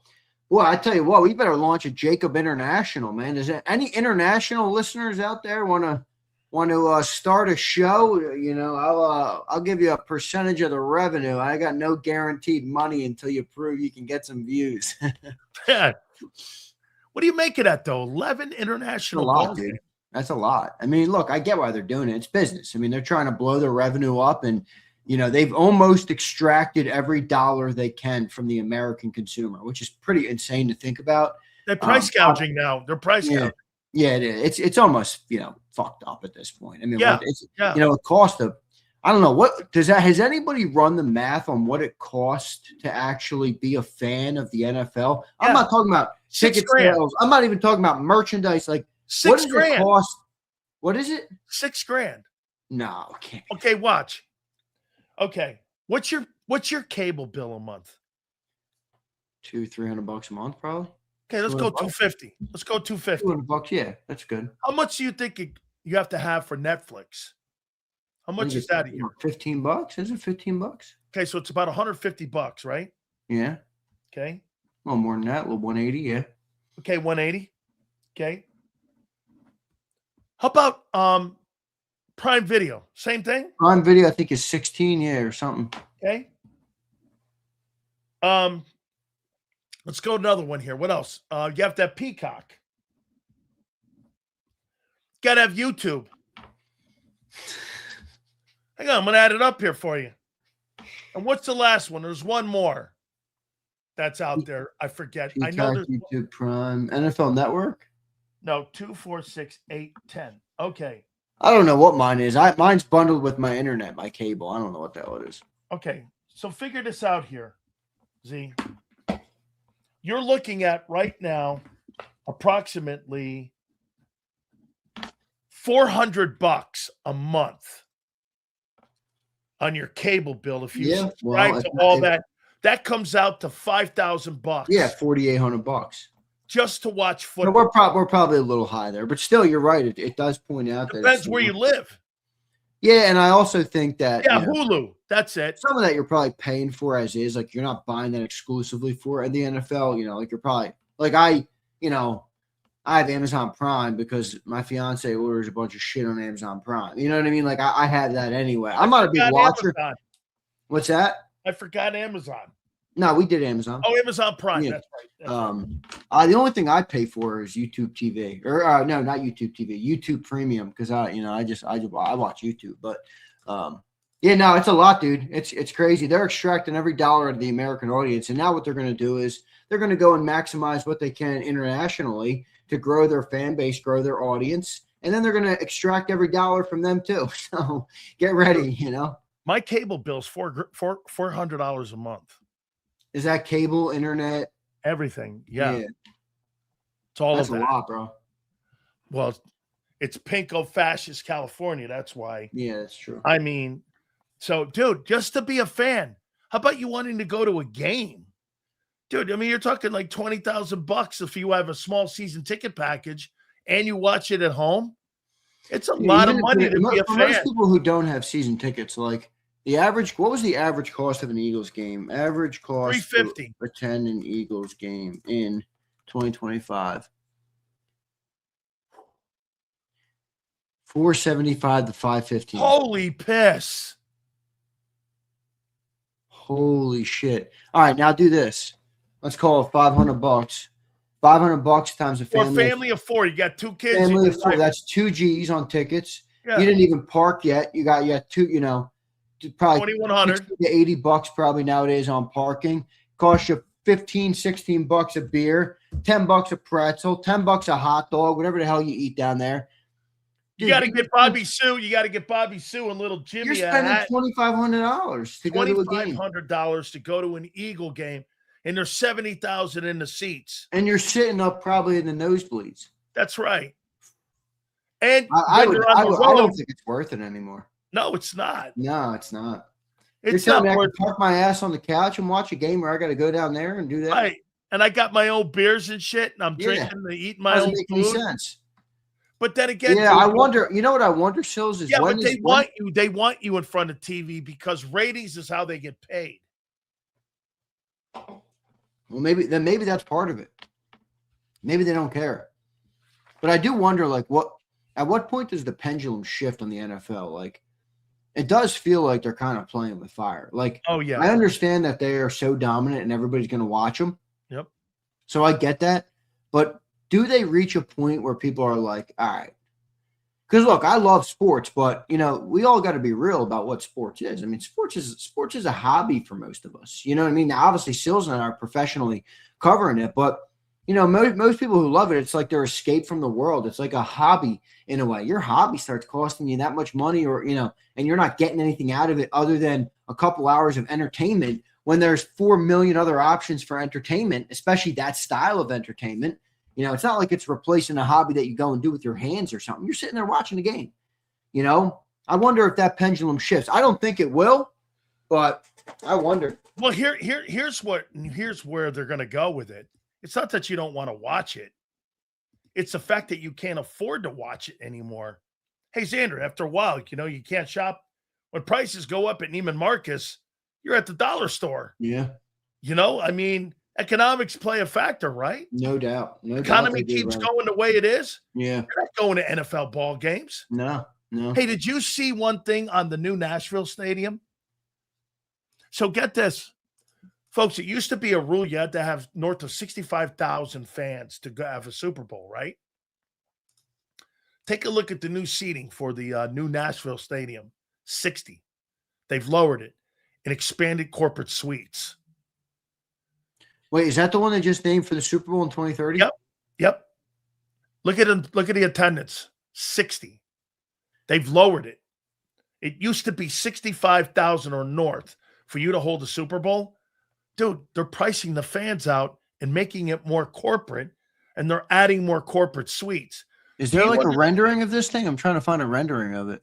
Yeah, just ask for attendance and what the seats are going to be. Yeah, I know that. I'm looking for like a picture of what it's going to look like. You know how they normally make like I've seen it. Yeah, it looks pretty dope. Prototypes or whatever they're called. Yeah. So you're going to put a Super Bowl in Nashville? Okay. Dude, Nashville's awesome. I know it is. Yeah, I know. Nashville's I get it. It's a good city. It really is. Hey, I think that would be a fun Super Bowl for someone to attend in Nashville. Hey, Eagle fans, when Jeffrey Lurie asks for his renovations, be prepared. They are going to lower the seats for you and up the corporate suites for companies. Mark my words. Well, that's part of what we just talked about, where the common man is being, removed from the equation. You get corporate box seats, you have season tickets, or you pay $750 a ticket. And that's probably marketed exclusively to the top 3 to 5% of income earners, in the country. That's probably where they're going with it. But you know what? They can have it. I mean, I love Philly and I love the Link, but I haven't been to a game in a long time. All right. I'm all right. I enjoy watching football from my home. Me too. Okay, so check it out here. The new name of the stadium was going to be called Nissan Stadium. Yeah, I saw that. With seating capacity of approximately 60. Okay? They're lowering how many people can you fit in the Link? What, 70? Yeah, I think 7. Yeah, I have to look. Like 70, right? Okay. 77.9. No, the new one. The standard seating is 67.5. Yeah, that's the old. The old one has 69. The Link. Yeah, it's a little. Yeah, 69. Yeah. It depends what type of event's in there. That's right. You watch, man. All right. Let me get to some questions here. I got a text over the weekend from somebody who was at the PGA Championship in Adirondack this week. You know where that is? Yeah, it's right out in the main line here. Yeah. And I got a text from someone, and it said, "I'll read it to you. I won't reveal who sent it to me, but I will read what it said." It says this: "Hi, Zander. I bumped into an Eagles PR rep today while marshalling at the PGA Championship. You are very right. They do not like JAKIB." I responded, "No surprise there." Gee, I wonder why. Man. Oh, I'm saying it's Johnny Mack. Yeah. Johnny Mack did not send me that text now. No? All right. No. Why would Johnny Mack send me that text? No, I'm saying they don't like us because of Johnny Mack. Johnny Mack, it's in the building, yeah. All right. No, yeah. It's not because of Johnny Mack. That might be from that guy in the afternoon, the great big sales. Hey. All right, so let's do some topics here. Will Mekhi Lemon have the same impact that Devontae Smith had his rookie season? 64 catches, 916, 104 targets, 53.9 per game. That's Do you pretty good, think actually, that he has that type of year in his rookie season? I think he could. I mean, I don't know that he will. I think it's harder for him because – like when Devontae came here, it was pretty easy to go up in terms of the receiving group was so bad that, Devontae having a semblance of competence was a very positive sign. I mean, remember, we drafted Jalen Reagor, the year before, 2 years before? I don't even remember when. I mean, what did he put up his rookie year? A couple hundred yards? Couple hundred yards. 300 yards or something? Yeah, it wasn't anything. Yeah, 396 yards. Then he went 299. So – he didn't have a very good start to his career. So Devontae shows up and damn near gets 1,000 yards, So it's a little bit harder for Mekhi Lemon to me, but I think he's a competent, capable player. The question to me is the offense. I mean, does the offense put him in a position as the second receiver on the team to get 1,000 yards? Because last year, the first receiver on the team got 1,000 yards. The second receiver on the team barely broke 1,000 yards. And that's it. So is he good enough to be what Devontae Smith was a year ago as the wide receiver 2? I'm probably going to take the under on that in terms of him being as good as Devontae year 1. But, It depends. If they start throwing the ball around, maybe they throw for 3,500 this year instead of what did they throw for last year? I don't know, 200. I don't know. 32 something. Yeah. So maybe, but I would probably take the under on that, Sills.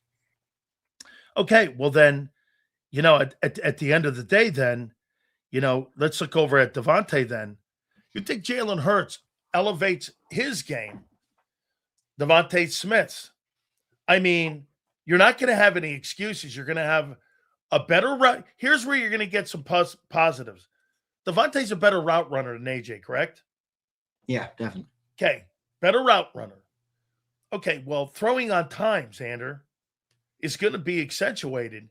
If you can't throw on time to this guy, AJ was kind of like a play yard school ground kid where he just played in the schoolyard and he could play schoolyard ball with you because he was just a better athlete than you and a better star. This guy's going to be a precise route runner. Is Jalen Hurts going to be able to find him on time and play on time with this guy? Because Devontae Smith's game is more about playing on time than what A.J. Brown's game is. Yeah, I agree. I mean, look, Sills, that's the $1 million question, isn't it? I mean, is Jalen going to execute the offense to the way that we think they're going to execute? I don't know what offense they're running. I'm still in wait-and-see mode here because the more we talk about it, the stupider it sounds that they're going to just make Jalen Hurts not be Jalen Hurts anymore. I mean, whether you like Jalen or not, I don't really care. He rose to prominence by playing the game a certain way. Yeah. He took over the NFL by playing the game a certain way. He became an all-pro by playing the game a certain way. He got Super Bowl MVP by playing the game a certain way. Now you're going to take that style of play, you're going to drop it in the trash, in the paper shredder, and you're going to say, okay, be this now? I mean, I want everybody to think about that. Again, whether you like Jalen or don't like Jalen has nothing to do with it. That doesn't make sense. And if you're a good coach, if Mannion is a good coach, there's no way he's going to do that. So what does it look like? How do they try and improve on what they were a year ago or 2 years ago where the passing game struggled to try and make it better and more competent while also not, turning them into something that they're not? I think that's the tough needle to thread, and that's why they're getting paid a lot of money to be coaches, and that's what they got to figure out. So I don't know what it's going to look like, but if you're asking if Jalen has to be better, yes, yes, yes, and yes 1,000 times over. You need your starting quarterback to lift you up, to elevate your football team, to elevate your offense, to elevate your passing game, and that's what they need from Jalen Hurts this year. How about this? There's some folks that believe A.J. Brown is on his back nine and that he's declined as a player. Has Jalen Hurts declined as a player? Yeah, they both have. I mean, they both have. Objectively. Yeah, objectively. Yeah. How do you think Jalen has declined? Well, I mean, 22 was his best year. He was damn near MVP. Yeah. 23, he had a good year, but he turned the ball over too much. 24, he turned the ball over early, so they took the ball out of his hands and put it in Saquon Barkley's hands. And 25, when Saquon Barkley got shut down, they couldn't turn to him to elevate the offense any higher. So the trend is evident of he has not elevated or has not provided, as much as he did at one point in his career to the Eagles' wins. And I think that's very fair to say. Now, A.J. Brown, I feel similarly about. I don't think he's been the same player. I mean, I don't think A.J. Brown was dropping a playoff game, catch a ball that hit his hands in 22 playoffs or 23 playoffs or 24 playoffs. So that was a bad sign. Now, you could call it focus, but you know what, dude? Whether it's focus, whether it's declining, I don't really give a shit. Your job is to get the job done. If you can't focus, that's not Jalen Hurts' problem. No. That's your problem. So I think he's declined as well. They both declined, and they both have to lift it back up. But, I think they both declined. Here's why, again, I don't really get twisted by that comment you made when you said, well, he wasn't focused. Well, dude, that's who he was when he came out of college. You mean that's what was said about the guy. He has a propensity to not be focused if shit's not going his way. That's kind of a front runner to me. And he's always been a front runner and a complainer. All right. So let's go here. Oh, by the way, I'm going to have a little fun because I remember doing this my first year here in Philly. And that guy Zemsky did this. I want to do this with you a little bit. Is that his name, Zemsky? Kemsky. Kemsky. I want to do this with you. I've got the Big Sills all NFC East team, offense and defense. Oh, yeah. Kemsky did that. That was pretty good. Yeah, I love this. I did this too. And you tell me if you agree or disagree. I'll do defense first. Okay.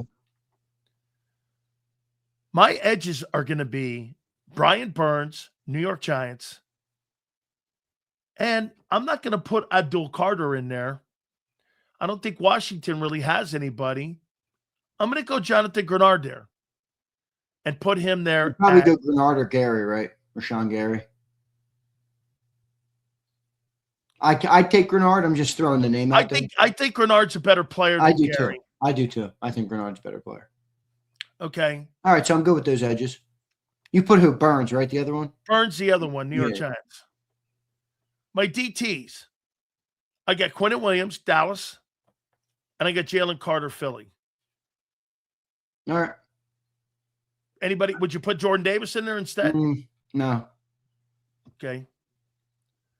My inside linebackers, my off-ball guys, I'm going to put Zach Bond and Tremaine Edmonds, New York Giants. All right, that's fine. They're the weak linebacker play then in the East. As a matter of fact, I couldn't think of anybody in the NFC. That's why I put him in there. Bro, I'm not going to lie to you right now. I know this is Eagle slanted. I'm going to put Jihad Campbell in there. I would take Jihad Campbell right now.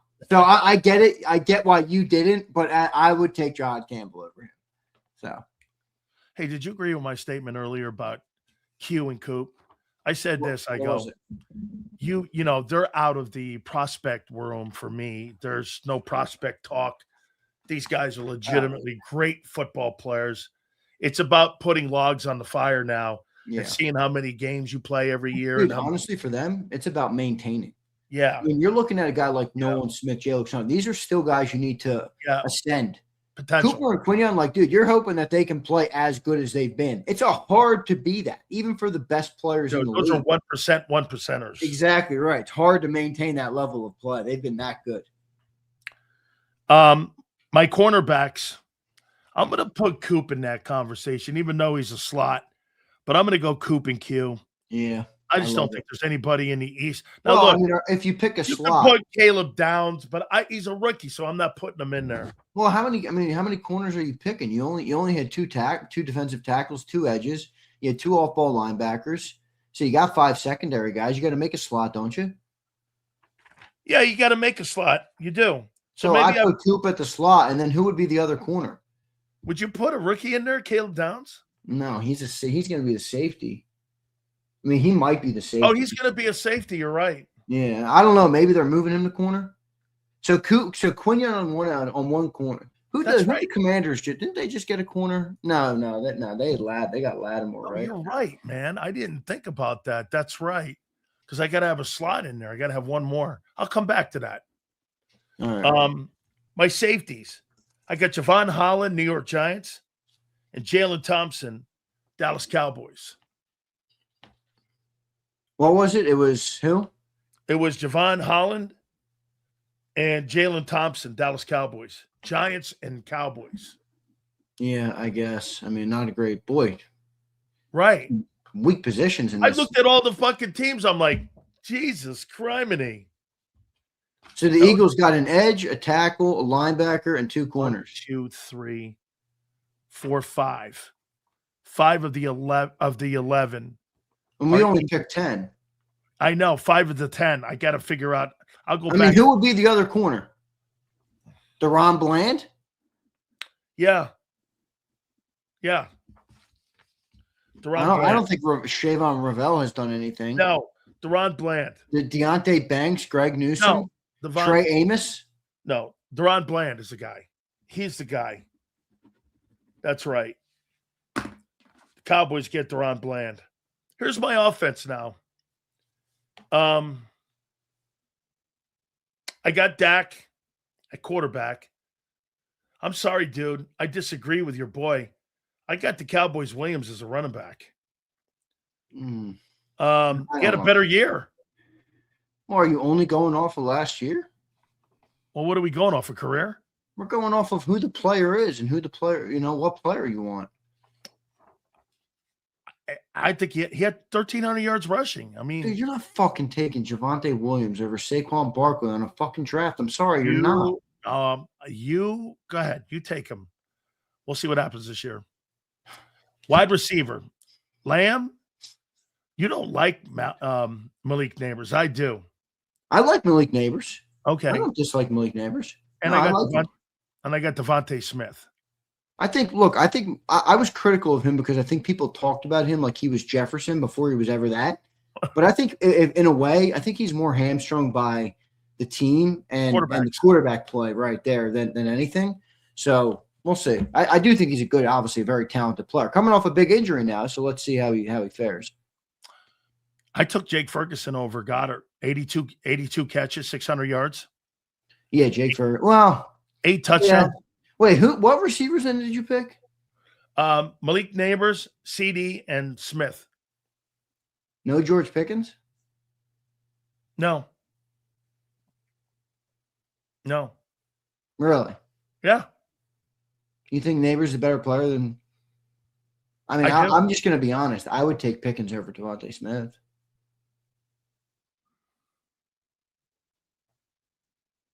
I mean, if I had any pick of one of those two guys for my football team right now, that's fair. I'd probably take Pickens. That's fair. You know what? I'll take that back. I'll take Malik Neighbors off that and put Pickens there. And I'd rather do that and keep Smitty. Yeah, I'm going to put Smith. All right, I'm good with that. And I'll take Neighbors and put Neighbors off and put Pickens in his place. Is that fair? Yeah, I think that's fair. I got Jake Ferguson, man. 82 catches, 600 yards, 8 touchdowns. I mean, where did Goddard beat him? No, yeah, I think that's fair right now. Here's an interesting thing with this coming year with the Dallas Cowboys versus the Philadelphia Eagles. Bro, I think your take on the Cowboys sweeping the Eagles this year, you tell me if this lines up better. So the offensive tackles are clearly Lane and Mulata. But where the Cowboys have the advantage is Tyler Smith and Tyler Booker. Where's the strength of the Eagles? It's in the middle, right? Where's the strength of the Cowboys' offensive line? It's in the middle. And last year, I thought the Cowboys had the better of the two games up front in both ball games, the beginning game and the second game. That's going to be quite a battle coming up this year. Now, Carter was injured. So you put that in context there a little bit too, right?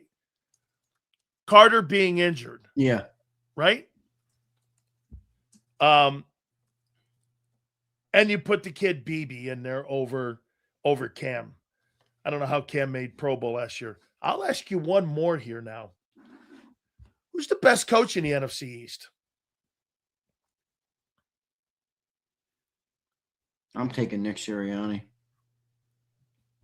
You got John Harbaugh.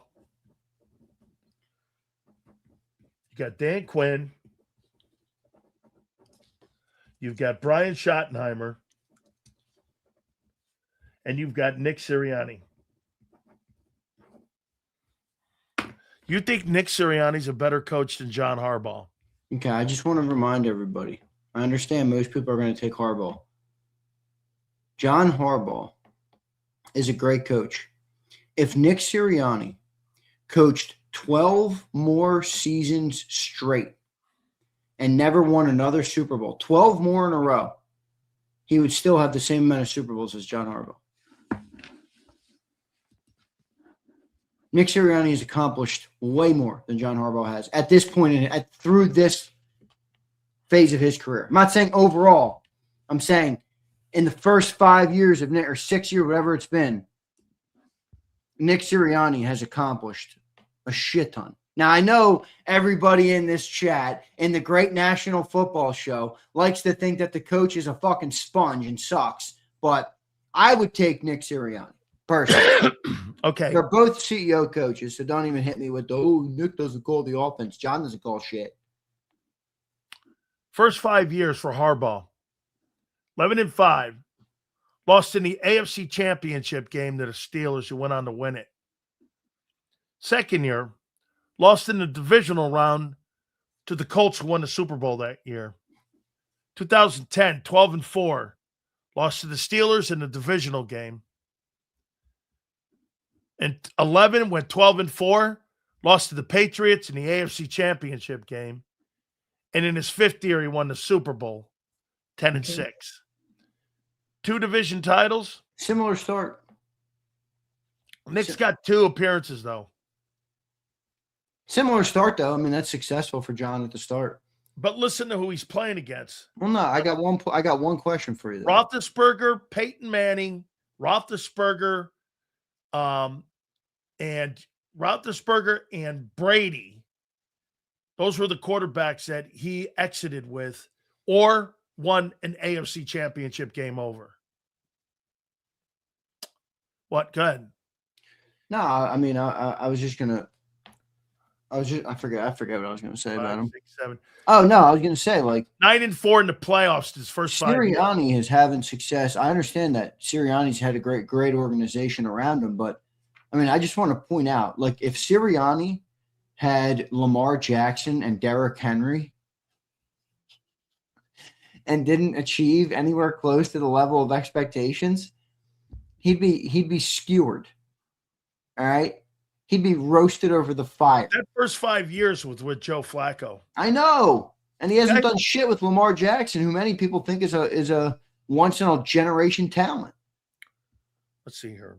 24 and 8, 16, 26, 4. And Harbaugh's had good franchises too, dude. Oh, no, there's no getting around it. I mean, Baltimore is one of the benchmark. Okay, so he's 54-32 in his first 5 years. That's about what Nick is, right? I mean, what's Nick? Yeah, it's around there, something like that. Nick Sirianni, career record 4, 5, 6, 7, 8, 9. And he's 9. Well, Nick Sirianni is 65-30. In the regular season, he's 59-26. Yeah, he's got 5 more wins. Oh, that's right. Do you want to go that way? 54-9. He's got 63 wins. Look at Sis Pot Marshall.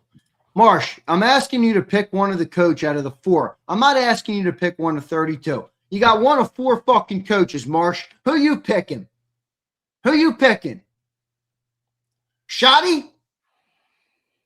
No. Dan Quinn? No. Yeah. No, thank you. No. Sis Pot? Again, it comes down to John Harbaugh or Nick Sirianni. Here's why for me. One or the other. Okay, but here. Let's instead of picking one right out of the gate, here's why, again, the argument for John.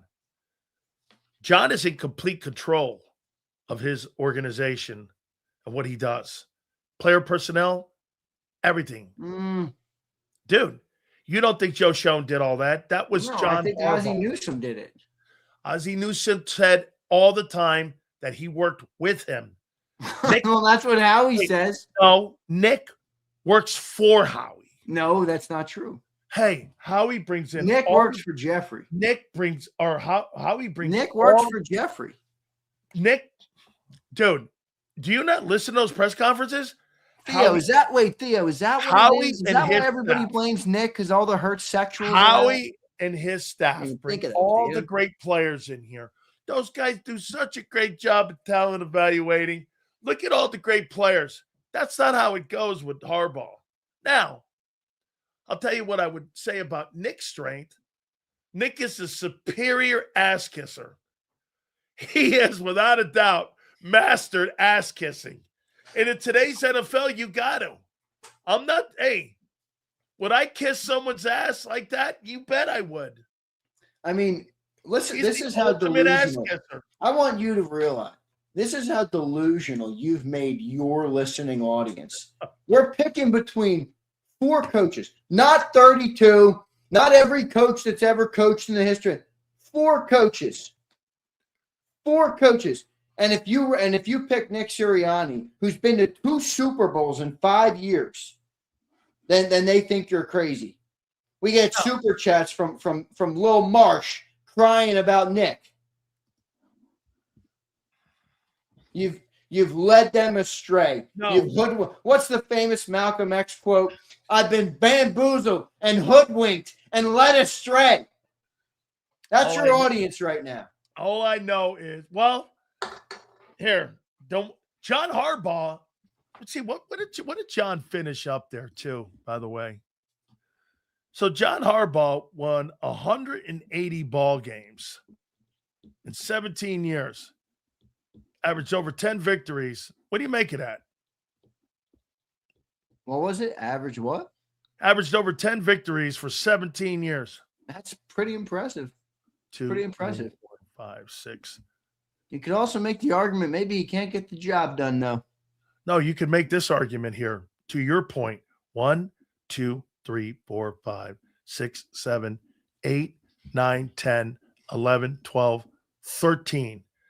In the last 13 years, his record in the playoffs is 1, 2, 3, 4. Look at Princess. 1, 2, 3, 4, 5, 6, 7. He's 4-7. Prince, one day you're going to wake up from your psychosis and you're going to say, damn, I don't know how. I'm normally a pretty smart guy. I don't know what the hell happened to me, man. Maybe I listened to too much Big Seals.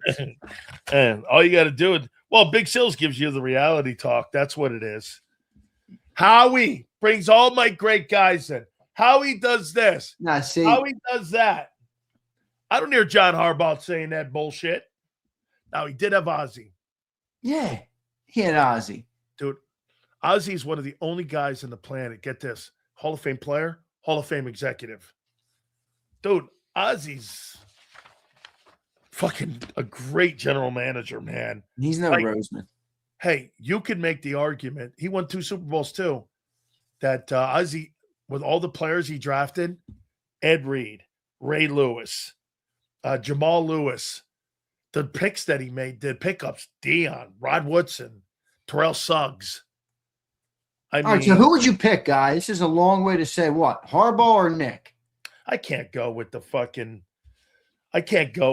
doorman at the strip club. I'm going John Harbaugh. I can't go with the doorman at the strip club. Hey, the doorman at the strip club normally has got a lot of power. You know, they'll throw he's got a lot of dude. And you know why? He'll throw you out, man. From what I heard, when Prince is slumped over at the bar and he's run out of ones, you know. But I heard toss him out of there. Wow, Prince has ones, not even fives. God dang. Hey, all I heard is that, Nick walks all the chicks to the cars, and this is where he gets his power because he gets nice and friendly and he ass kisses with the dancers. No, this is what I don't get about your ass. You come up here for 4 hours a day and you beat the shit out of the quarterback. I do not. Yes, you do. You beat the shit out of the quarterback. And then you also turn around and say the coach is also a stiff. Like, to me, you can't have both. Yeah, you can't say the coach and the quarterback are a stiff. Oh, I think the coach is more talented than the quarterback. All right, it's a little better. Yeah, I do. Well, somebody's got to be doing it. I mean, according to you, it's a bunch of suits. No. Oh, Howie's the main reason. This is I know. Like in Seattle, the main guy in Seattle is John Schneider. It's not the coach. He's had 2 different guys. Pete Carroll in this. What's his name? Is it Mike McDonald? Mike McDaniels. I don't know. Oh, Mike McDaniels is in L.A. now. Yeah, look at Marsh crying. Still fucking crying, Marsh. Only thing Nick can draw up when he's needed to coach is the tush push and 4 verts. All right, I know. Nick Sirianni sucks. Marsh, Nick Sirianni's accomplished more in his profession than maybe any of us will accomplish in ours in our whole careers. All right, it's been the 2 fucking Super Bowls. 99% of coaches in the history of the NFL can't say that. Sam Darnold. No, thank you. Oh, I could you get and there. The Sam Darnold love. What? Wait, here. Okay, Brock Purdy. I can get there with an average quarterback. I can name you 2 average quarterbacks in the last 4. Get this. I can name you 3 quarterbacks in the last 4 Super Bowls that have been average that got to the game. Brock Purdy, Hurts, and Darnold. Howie is the real MVP, but he doesn't play the games. No. And that's why they're on the hot seat this year, both them dudes. All right. You would take Darnold over Hurts? What's my offense?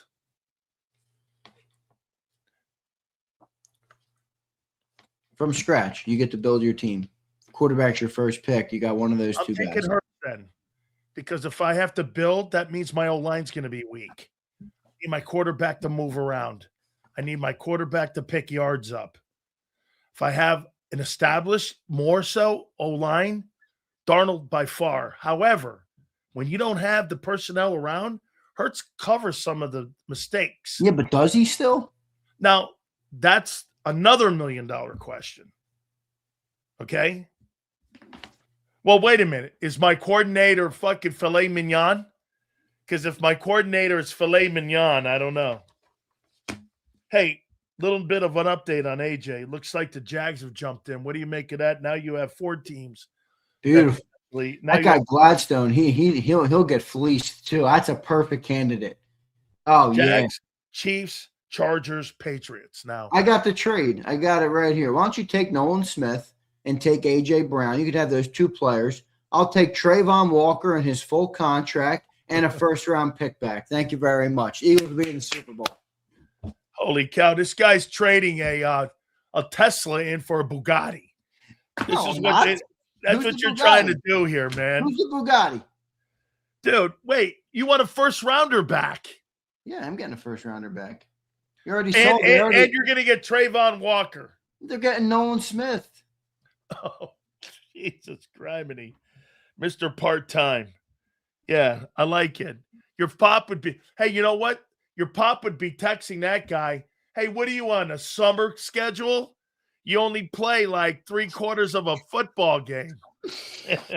Prince says I'm back on the drugs. All right, Prince. All right. I know. I was mean to your boyfriend. Here's Marsh. Nah, Zander. In my career, I call the shot. I don't answer to anybody. In my case, freight brokers. Oh, I didn't know you were a trucker, Marsh. That's a trucker, right? Yeah, freight that's brokers? dope. Yeah, it's freight broker. Yeah, that's dope. Well, this guy, yeah, he's got his own business. Truckers that would be a fun life. You drive a truck around the country. Yeah, I'd be into that. Oh my God, me too, man. If I didn't have I'd be into like that. a family, you know what? I was by myself. I'd be in there with a dog, a little tiny shit dog. Like yeah. Have you seen this trucker that's going viral on socials? This guy, what's this guy's name? Marsh, you know who I'm talking about? What's it? Rob the trucker? Is that it? Dude, this guy is freaking hilarious. Rob the trucker. I'd be talking sports in my truck. It's Uncle Rob, dude. Uncle Rob. You should see him at the gas station. He's like, y'all had a roller dogs or something? It's hilarious. Did JAKIB text me back or not? Did he get it? I sent him the link. He's blowing you off, dude. He's done with your shit, hating on Nick Sirianni. I'm not. Oh, that's not that hard. Let's see here. You good? Let me see here. You good? He'll be in. Right. Yeah, he'll be in. All right, got another one. How many of these rookies are playing this year? 2. I could see Bell being a swing tackle. You think Stowers has a place in this offense? I do. John doesn't. I don't think you draft a tight end in the second round and not give him reps. I'm sorry. I just don't. Absolutely correct. I mean, hey, listen, is there a complicated way to get him on the field? Maybe, but you got to get him on the field. Second round pick. I mean, still, this guy's what, 54th overall, 50-something overall? Yeah. I mean, get this guy on the field. So, bro, I think they're going to try to have him compete in camp with Goddard. You think they could trade Goddard? Yeah. If that kid walks into this camp, okay, it just makes sense. They could Ertz him. Do you believe this is Goddard's last year? Yeah, they could Ertz him. Yeah, like that. Halfway through the year. Yeah, like at the trading deadline. Move his ass. Yeah, I could see that. Especially if Mutton Chops turns out to be somebody, right? Johnny Munt. Come on.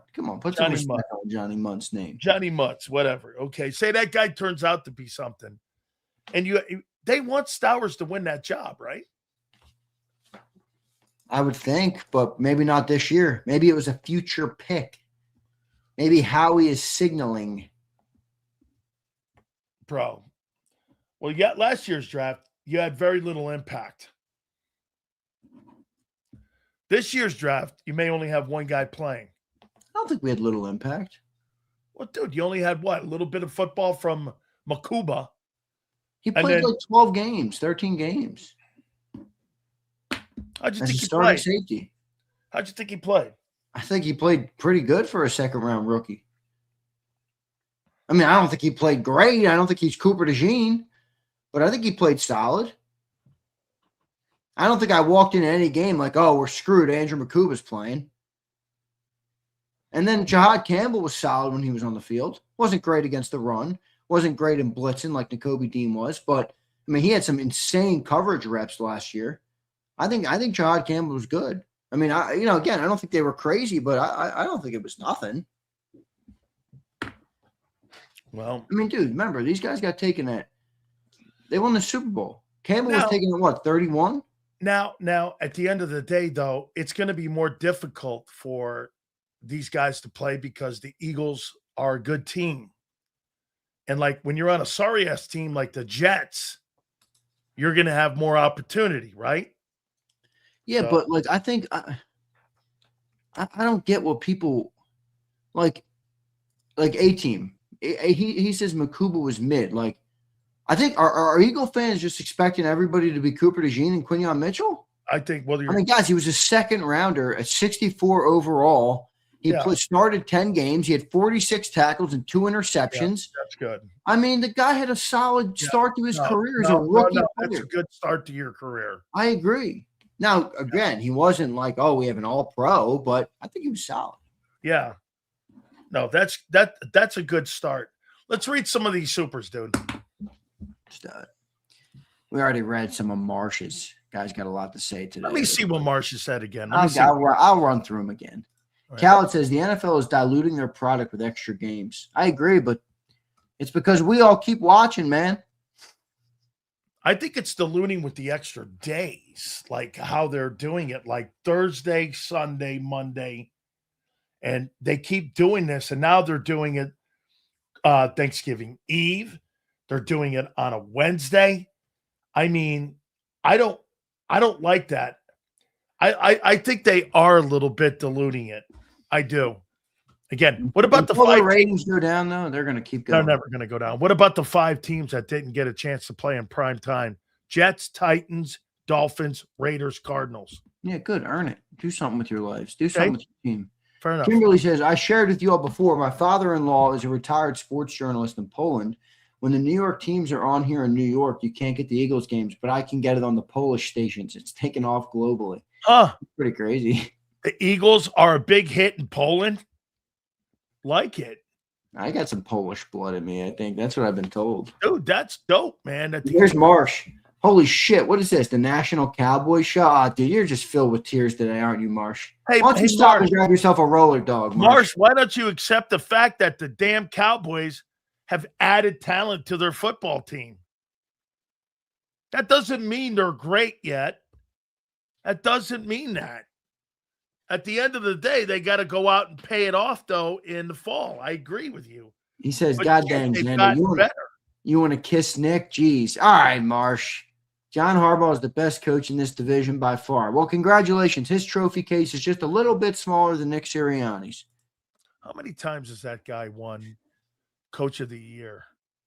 Coach of the Year is for people who perform better with a shit roster. He might not have many of them. It's a kind of a BS award because, like Belichick, Reed, they don't win Coach of the Years ever. It's for the Brian Dables of the world who elevate the Giants for a split second. He's got the most road wins in NFL history as a head coach with 8. Nick has none. What is it? He has the most road playoff wins of any coach in NFL history. Okay, what do you want, a consolation prize? Nick has won none. I don't give a shit what Nick has won. Nick has been to 2 Super Bowls. I'm just saying, Nick. So now here's Sileo handing out awards. Oh, you won a playoff game on the road. I'm not handing shit out. How you bend. I'm not handing shit out. I'm just telling you the facts. Nick's never won a road playoff game in his entire coaching career. Oh my gosh. Has he? Has he? He has not. He's never won a playoff road game. Well, maybe if the quarterback didn't perform like shit in 2 of the years, in Tampa in 21 and 23, 2 shit performances by everybody on the football team, maybe that would help your coach win on the road. Just saying. How about when you won in Arizona for the confetti to fall on your head? Okay. Or New Orleans, wherever it was. New Orleans. Okay. Yeah, they lost. Has never won a playoff game in his coaching career. Okay. So he let me guess. He deserves all the blame for that, but no credit for the winning. Got it. Yeah, right. Sound logic. Hey, everybody, you guys are really using that noggin between those ears. He's adding this. I didn't blame him for anything. I just pointing out. Just be consistent. If you're going to knock him for the losses on the road, you give him credit for the wins. I'm not knocking or blowing anybody. I'm just pointing out Nick Sirianni's never won a road playoff game, and Harbaugh's the winningest coach in pro football history. Oh, I won more wild card games on the road than anybody because my team couldn't get good seeding. And I got a Super Bowl ring. Yeah, in 2012, Joe Flacco they were debating whether Joe Flacco was elite back then. Joe Flacco, get this, with another quarterback that's not elite, and they won a Super Bowl with. Yeah, and they used to debate about him too. Like, no, they didn't. No, they did. Prince is saying I'm crying about Nick. Zander, in my career, I call the shot. I don't answer to, in my case. Yeah, I like that. I like that. Mark, that's good for you, brother. Well, maybe answer to yourself and stop and get a roller dog. You're not you when you're hungry. Kyle says, y'all see the report that came out over the weekend over Eli Stowers, teams passing on him? I didn't see it. I didn't see it. What was the reasoning for it? Kyle, I love you, but is this a made-up crock of shit? No, he's usually pretty good. Yeah, well, I think it's people passing on him. I think it's a crock pot. Kind of like Jalen not being invited to AJ. This is a crock pot of you know what.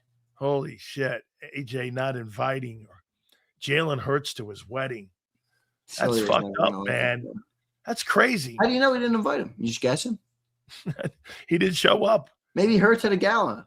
Oh, where at Oprah's? Yeah.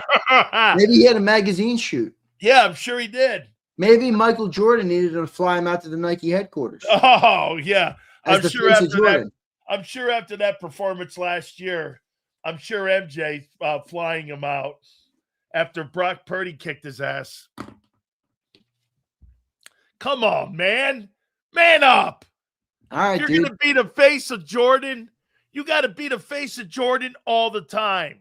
No, not when you're sitting there going forward. And what, going to AJ Brown's wedding makes you the face of Jordan?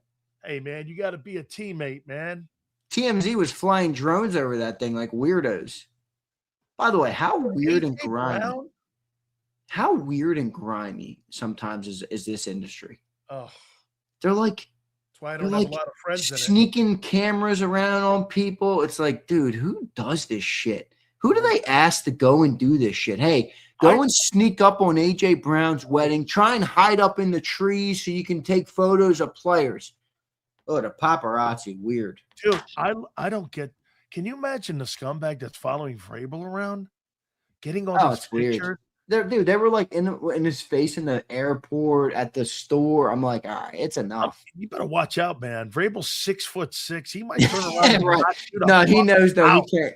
He can't put his hand on anybody. What do you make of the NFL putting the Patriots on the opening night? I think it's good. It's a great home. It's a great opening game. It is. It's a great opener. Seahawks Pats rematch. I think it's great. Yeah, but if you're the NFL, you're trying to not. Yeah, but I appreciate the NFL's consistency. Okay, well, wait. They don't care when a player gets in trouble, dude. They care about one thing. That's good football and people watching our product. They don't give a rat's ass about morality. They don't care about who's a good person and who's not. They care about one thing. And that's why they're successful. How about this, E?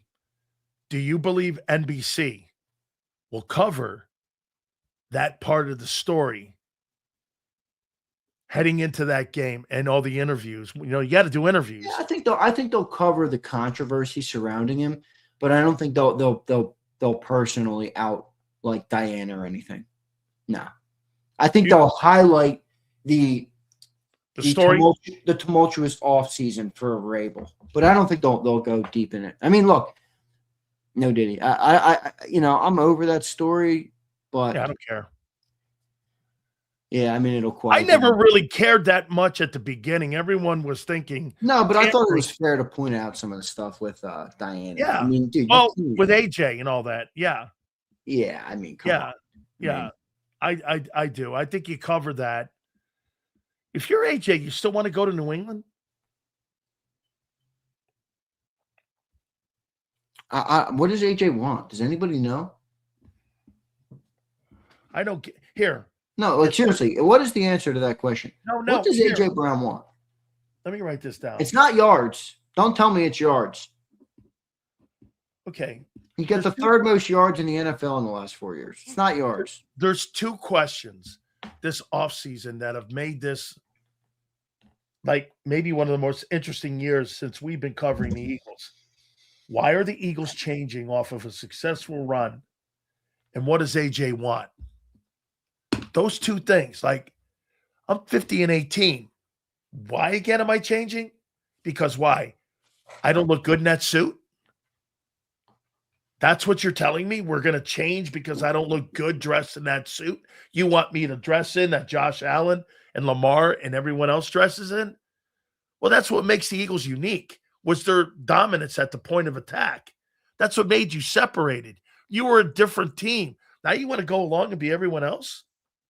Dude, everyone else, you're throwing up a lot of yards. And I think the Eagles are going to, they may throw for a lot of yards this year because you know why? Zander, if you do this and you go to the extent that I think you're going to go, you're going to be thrown from behind. How many yards do you expect him to throw for here? I could see 4,000 plus. Oh, stop it. Yeah, Hey, but 8, 9. They're not throwing 4,000 yards. Okay, wait. But 8 and 9. You know, that would be one of your greatest predictions. That would be shot through the heart. But 8 and 9, because you're going to be behind. Hey, what do you think Dak throws for a shitload of yards? He's always behind. Most of these guys, defense blows. Right. Well, but he also moves the ball. He does, but I mean, it's not only when they're behind. I got to tell you, Zander, I could see a Chip Kelly factor hitting your defense this year. Meaning what? If you have another year of 3 and outs, you were 5th in penalties in the NFL last year, the 5th worst team in penalty yards, and you were the 2nd worst team in 3 and outs. You think that played a factor in how tough it was to play defense a year ago for the Eagles? Yeah, absolutely. No doubt. I mean, how could it not? 5th worst penalized team. You average 7 penalties a game.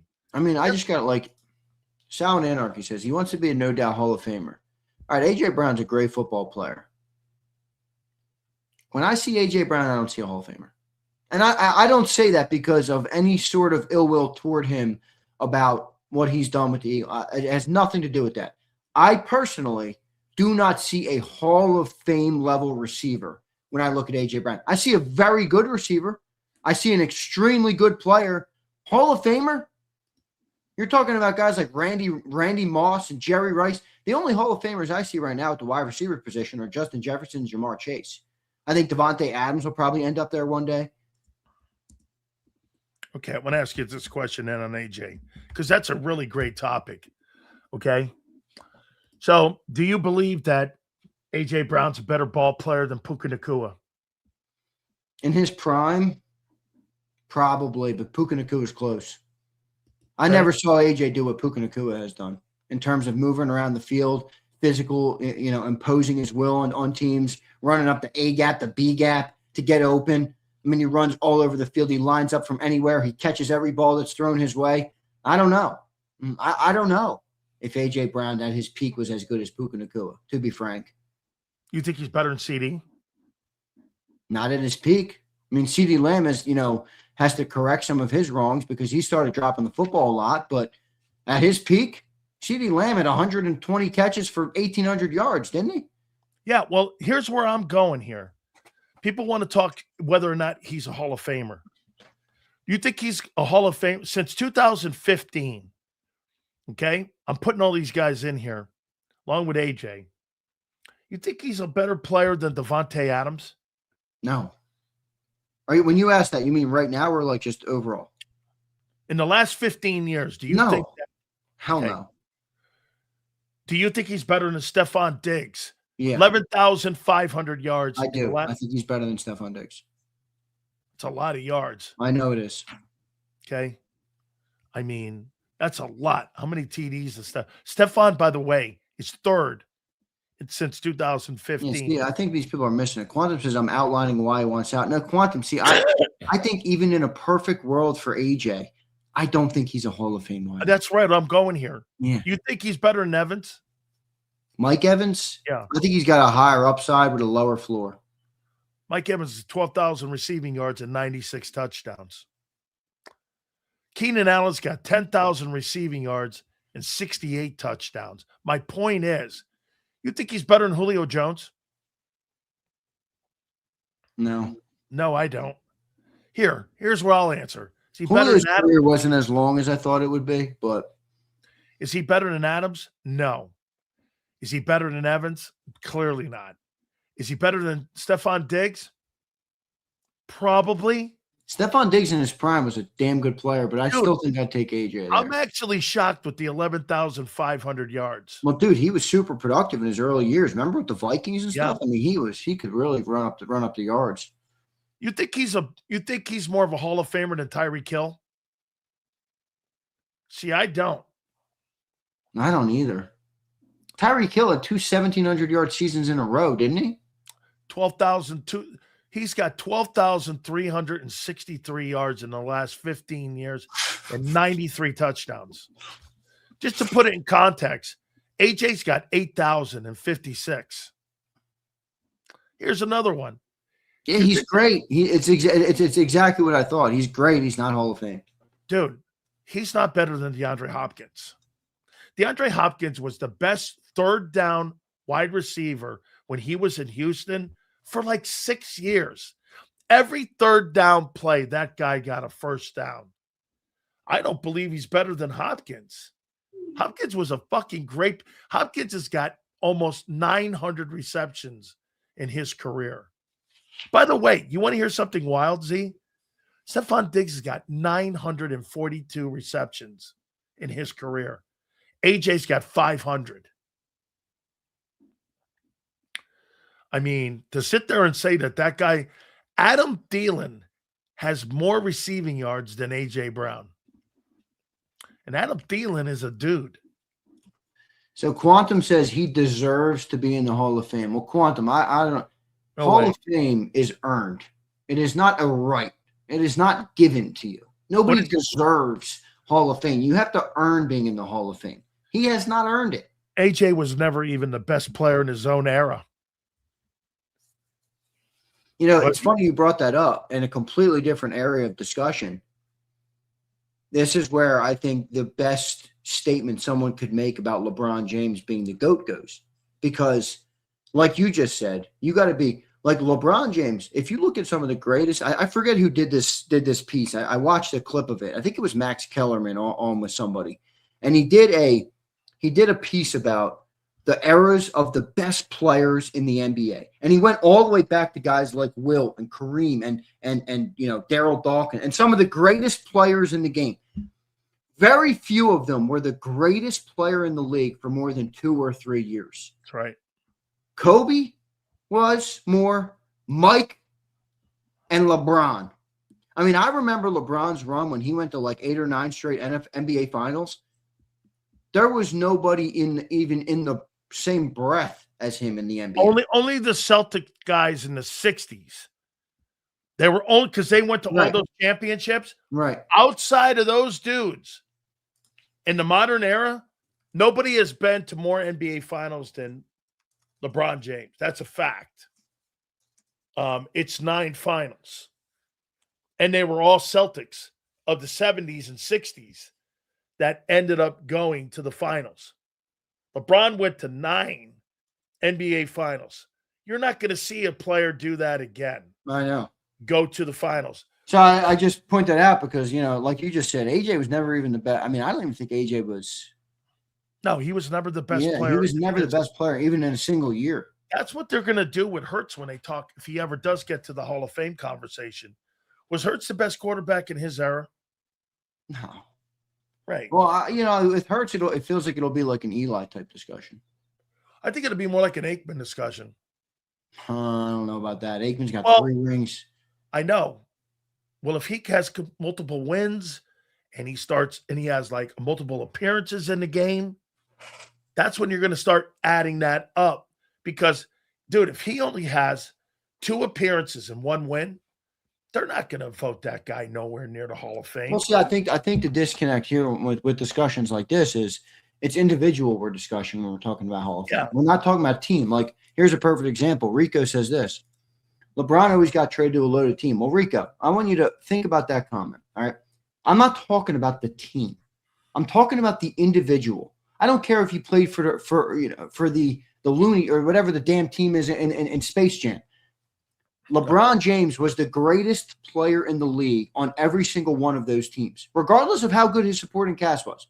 Individually, he was the greatest player in the league for at least 8 years. I think 10 years. Oh, more than 10. You could have made the argument. Remember, there was amazing seasons from Steph. You had KD who was rising up. You had James Harden playing insane that one year in Houston. I mean, there's been you could have made an argument that you could have gave LeBron James the MVP award for like 8 straight years. I agree with that. But Rico, to your point, you think he goes to loaded teams? Well, when Barkley went to Houston and they had Pippen there and they had all them dudes down there and they had Drexler, how'd that plan out? They didn't win shit there. Yeah, but that, again, what Rico's talking about is a team thing. And like this is also what Rice is talking about. Hurts has Super Bowl appearances. See, Rice, that to me is a team accomplishment. That's Hurts right. is a part of it. But what Sileo's point was, which I'm trying to illustrate, was individually was he viewed as the greatest player in his era, greatest quarterback. LeBron, easy. I mean, there's not even a question. Rico can say whatever he wants. LeBron was the greatest player. And Josh Allen has been. Josh is up there. Mahomes is up there. Burrow's up there. Yep. It's really the only 3 probably. And Reyes brings the point up of what and how fans look at this. They do this, Zander. Well, because he's been to a Super Bowl, that automatically crowns the guy as the best player that's in the game now. That's not the case. That's just not the case.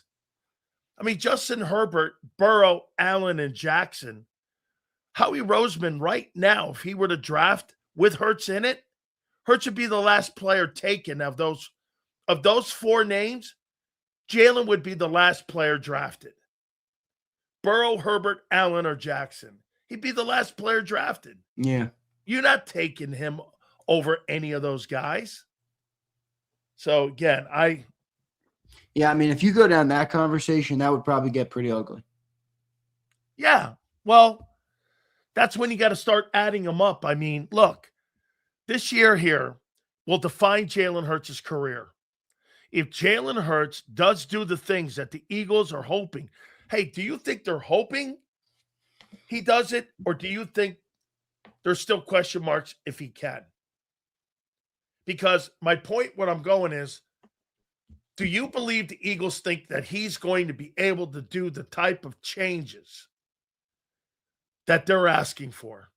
Or are they going to have to, what you and John are saying? See, you and John are doing this. I think they want to make massive changes.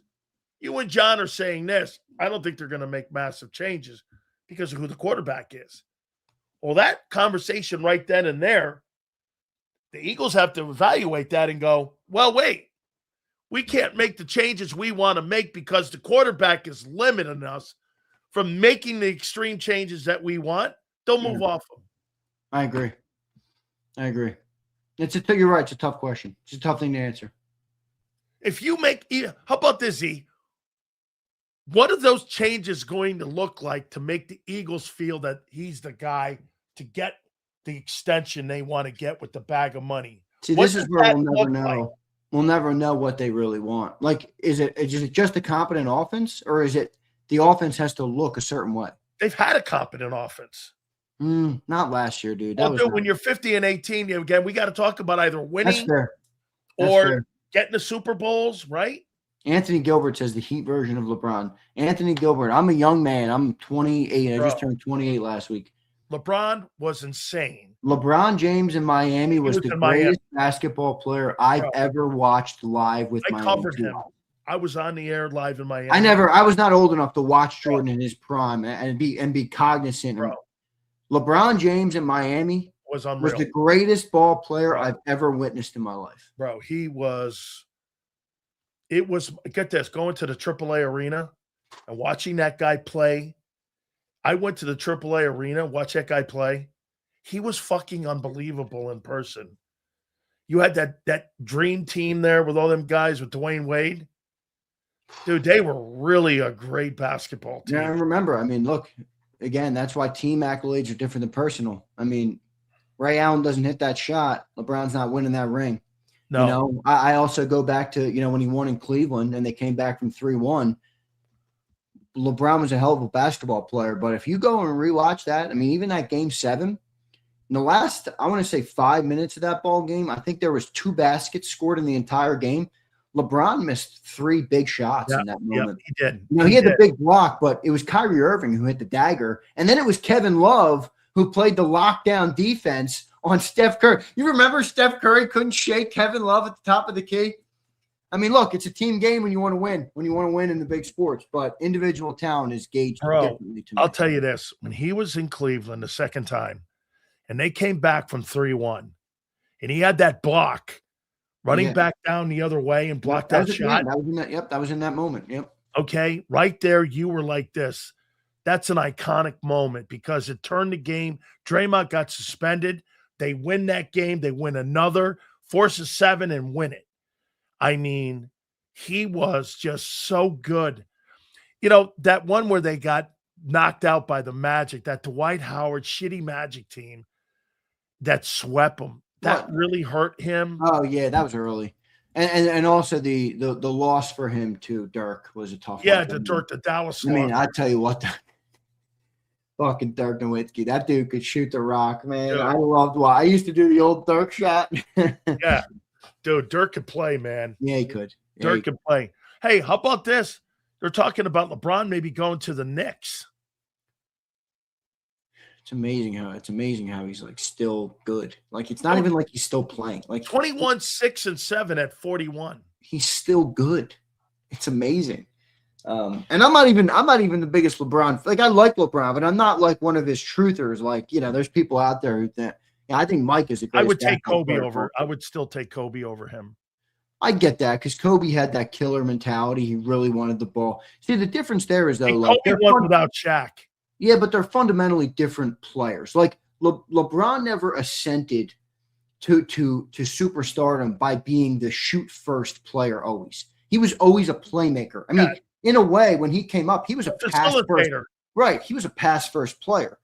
Kobe was never that. So it's different. It's different skill sets, but LeBron had some big shots. I remember that one shot. What was that one shot at the end?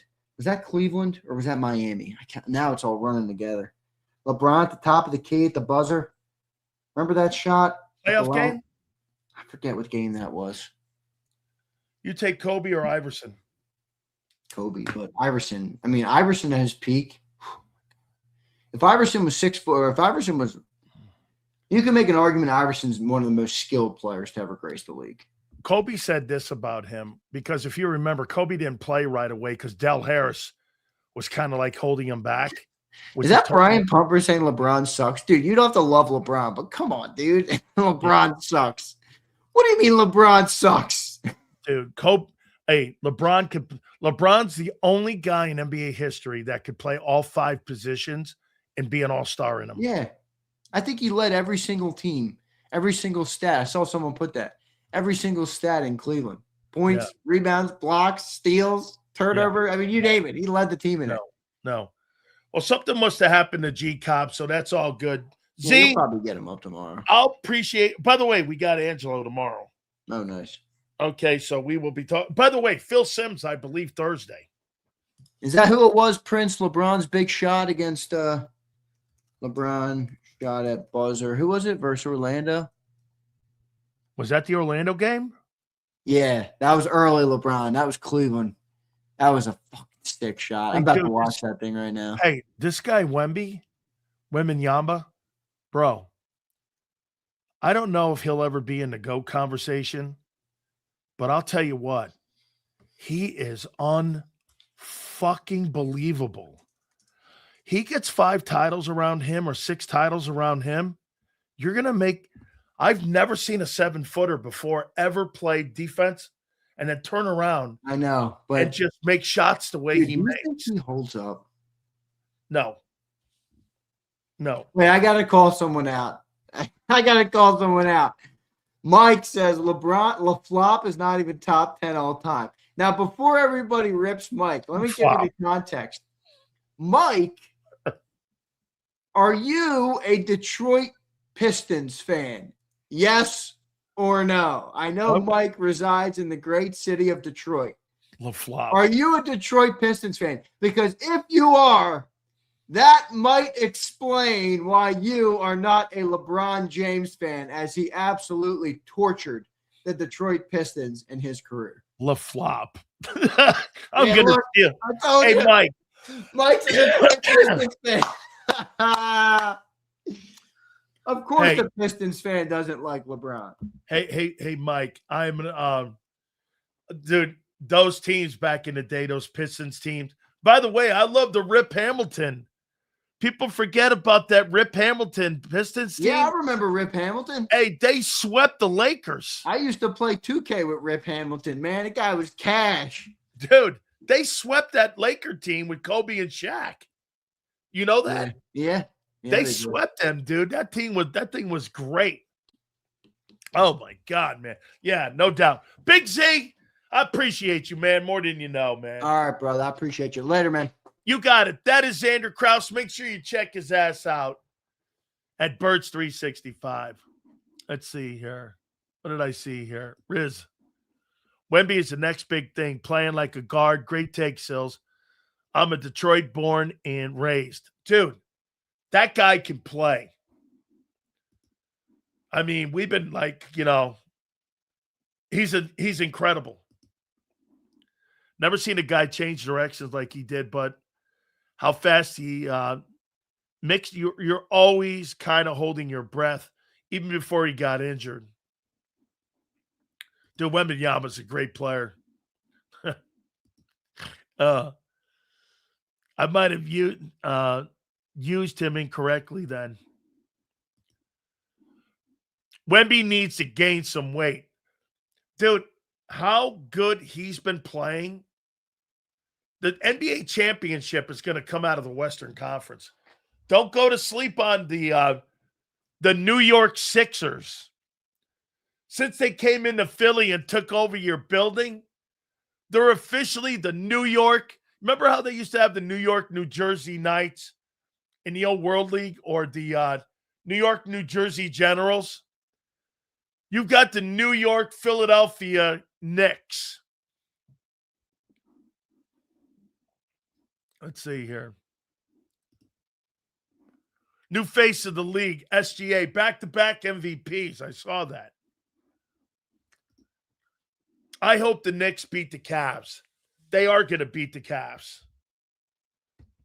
They are. They're going to go to their first finals in a bit. I would think that's going to be will that be the first final since the Ewing team? When's the last time the Knicks went to the finals? Was that a couple years ago? Knicks went to the finals, didn't they? Or did they get beat in the Eastern Conference? If they get to the finals, will this be the first finals that they've gone to since not since 71. They went to the finals and won it in 73. Some of the worst basketball analysts I've ever seen. Analyst? I'm not an analyst. I'm a fan. Analyst. Brunson Towns are big Eagle fans. 99 the last time. That's Ewing. You don't find guys like Rip Hamilton, Jamal Mashburn, Adrian Dantley much anymore. Mid-range killers. Dude, how about microwave? How about Joe Dumars? Dude, Joe Dumars was an absolute assassin there at the perimeter. Walt is still the god in New York. You ever go to MSG now? And you go to Madison Square Garden and you still see Walt walking around down there because he still works on the broadcast team for MSG.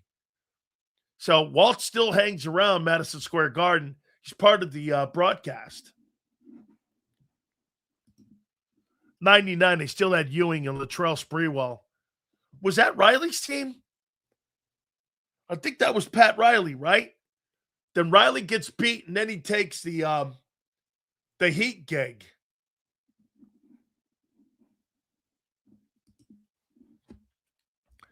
People forgot about Larry Johnson.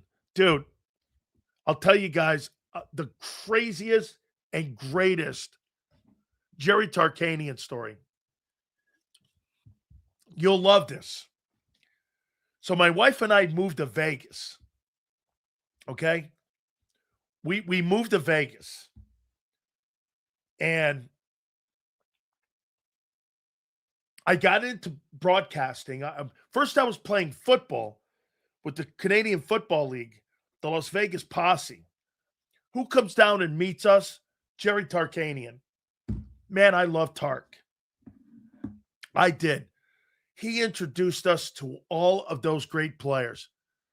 Stacey Augman, Larry Johnson, all the great players that were on that team.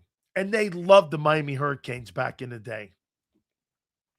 So Tark and I became just great friends. He goes, I want to introduce you to Larry Johnson. Larry Johnson was still with the Knicks then. Or maybe he was with Charlotte. I think he was with the Knicks. And I met him, went out, had great time. My wife and I with his wife, and I believe Greg Anthony. And I'm friends with Greg Anthony. Greg Anthony. That's another guy I need to get on. Haven't had him on. And so we used to go around with them. We used to hang out. Jerry Tarkanian was such a great basketball coach. I covered the Rebels when I worked in Vegas.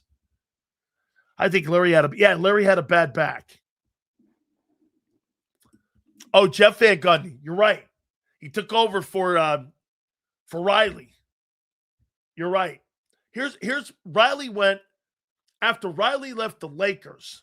He took some time off. He did broadcasting. His mom lived in Tampa. And I got a chance to meet him. And I remember dude, I'm in a bar. I'm meeting my wife, my girlfriend, at this Holiday Inn because there was an event right near. I said, let's get something to eat. There was a restaurant inside there. Guess who's sitting at the bar? It was Pat Riley. And Pat Riley, and I come up to him, I go, Pat, Dan Sileo, how you doing? I play for the Bucks. How's it going? He goes, yeah, my mom lives in Tampa here. I said, you getting back into coaching? And he hadn't done anything with the Knicks yet. He goes, I'm thinking about it. I may get back into it. And then right after that, he took the Knick gig. But his mom lived in Tampa for a bit. Just a great dude, man. And by the way, then when I got on to QAM in Miami, I used to interview him all the time because Dallas Cowboys actually drafted him. Cowboys drafted him. And Gil Brandt liked his athleticism, and they drafted his ass. Kevin Durant, when he went to the Warriors, was one of the worst moves I've ever seen. You run that back. OKC was up 3-1. Yeah, that was a bad move. And, dude, they had Harden. They had Durant. Who was the other guy they had that went to Boston? The center, who's now on Perkins.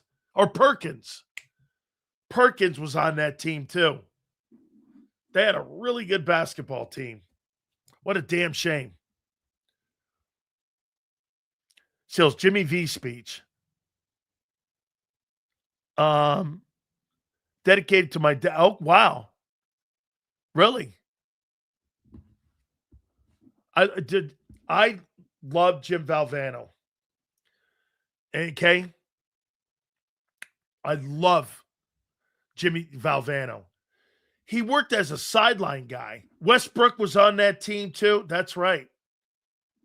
Kim, Jimmy V was a great dude. I want to see Dak break whose leg in the first game and Mark crying. 60 million down the drain, that's for sure. Seals, I believe Rose, the youngest MVP ever. Would he be top 5 or 10 if he never got hurt? Your thoughts? Great basketball player. I thought they got robbed. I think he's a Memphis guy, right? Went to the University of Memphis. Hey, did he play with Calipari? When Calipari was at Memphis? I thought that Memphis team should have won the national championship. Derrick Rose is a great player. I think he was the only player. I don't think the Bulls have had an MVP since him. I can't remember if the Bulls have ever had an MVP other than Jordan and Derrick Rose. I don't think so.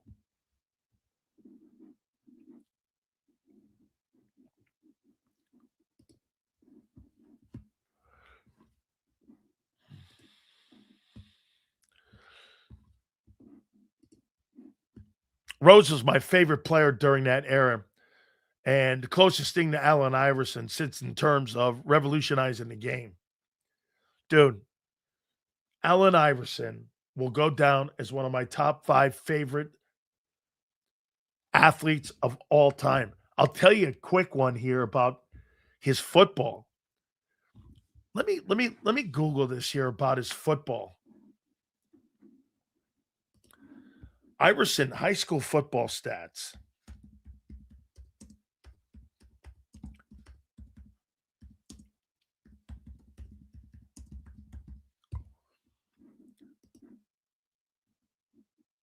So he threw for 1,400 yards one year and 14 touchdowns and ran for 781 and 15.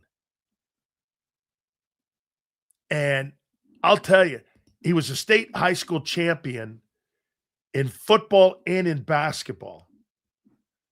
And I'll tell you this. I think Allen Iverson may have been a better football player than basketball player. And Bobby Bowden told me a story when he was alive. They recruited him to play basketball at Florida State, I think for Leonard Hamilton. I think Leonard Hamilton was either him or Tom Kennedy was the coach. Kennedy was the coach at Florida State. I can't remember. And Charlie Ward had played there. And Charlie Ward, of course, won a Heisman Trophy, started point guard, went on to play with the Knicks. And Charlie Ward told me, along with Bobby Bowden, that they were doing everything in their power to try to get Allen Iverson to play at Florida State. And he was thinking of doing it. And remember, Georgetown wasn't even part of the conversation until he got locked up. He had no intentions of going to, they were talking about Duke, Carolina, all the major powers. And then the football people came in and Bowden said, they offered him a scholarship. Came down for a visit, and all of a sudden that bowling alley thing happened. I remember I was I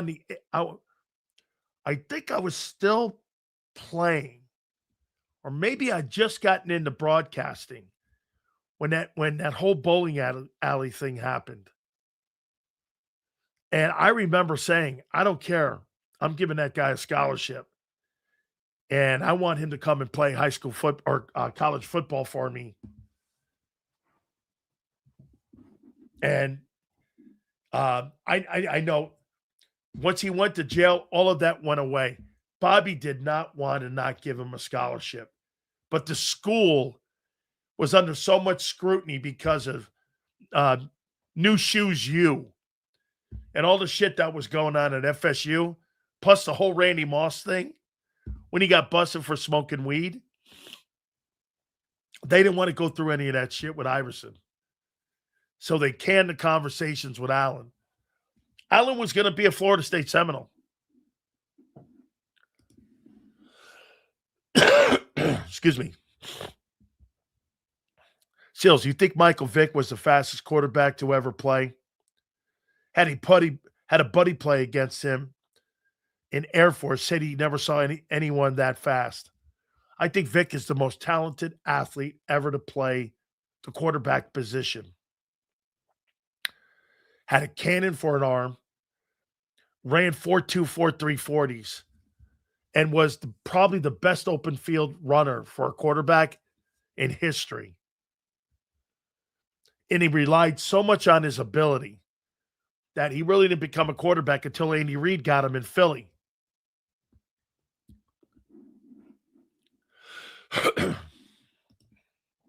He's a great player. There's that video of Iverson on the Eagle practice field. Dude was casually throwing it 65 yards. AI wasn't. And what I loved about him was his attitude. I loved the cornrows. You remember that magazine that the NBA had? They airbrushed the tattoos off him. And, you know, he wore those cornrows because if you don't know anything about cornrows, it's honoring of the people that were slaves back in the day picking in the cotton fields.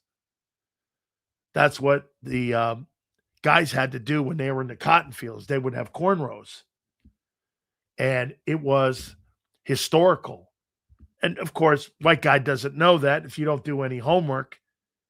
And so Iverson did things to just piss off white America. The tattoos, I went off on the tattoo magazine cover because they airbrushed all his tattoos off. And you're like, because David Stern didn't like, remember, Iverson was one of the first guys to wear like sweatsuits to the presser because Jordan had worn the suits. Iverson started wearing the jumpsuits and the sweats and kind of changed the culture. Yeah, I loved Allen. Vic was a smooth runner. Looked like he was gliding. What a great player. I remember that game with Vic. That 2010 season was the most fun I ever had as an Eagle fan. Roland, I've told this story. Okay? I've told this story before. And I'm going to do it again. Yale, go with me. AI is difficult to get on, but I'll try one more time. But hey, I swear to God, I've told some of you the story. I'm on the air in Tampa. And I remembered something else the last time I told you guys a story. I get a call from Crawford Kerr. Sells. Michael Vick is in Tampa with Tony Dungy and Andy Reid. And I was like, what do you mean? He goes, hang on. I want to put you on the horn with Tom Shaw. I go, Tom, famous trainer. He gets on and Tom Shaw goes, Sells. I go, Tom, how you doing? Who are you training? He goes, Michael Vick. I go, okay. He goes, I'm going to give you an exclusive.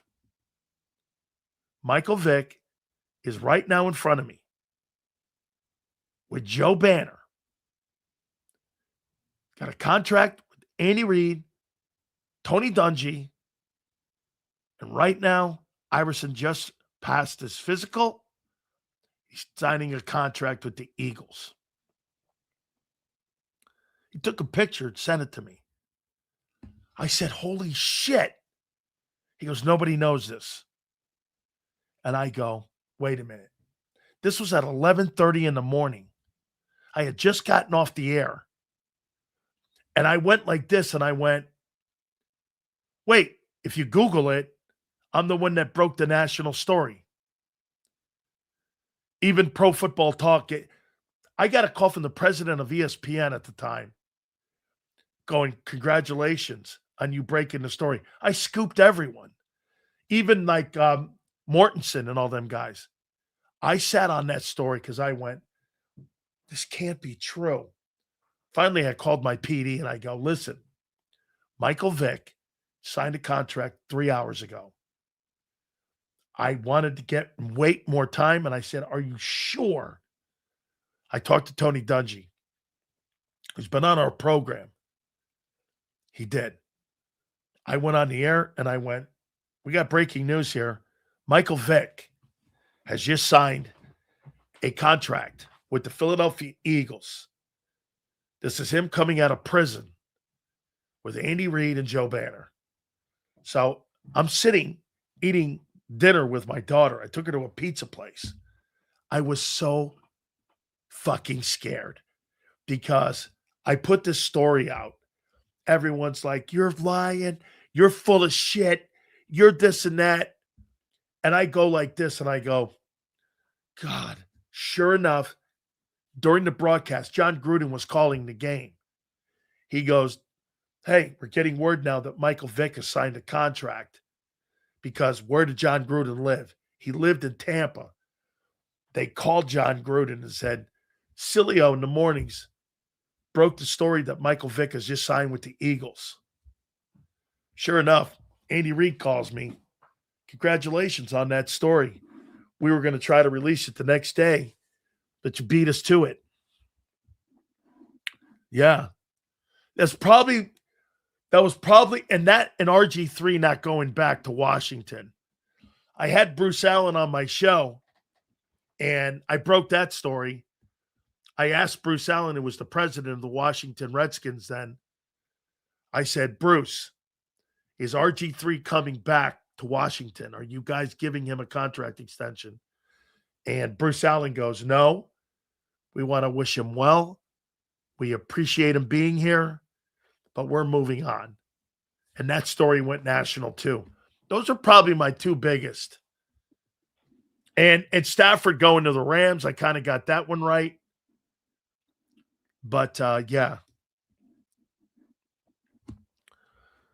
3 years of holding Sills accountable, and he's still disappointed JAKIB Nation after promising to get Ed Reed on. I know. So disappointing. Ed and I are having a little spat because he talks shit on UM.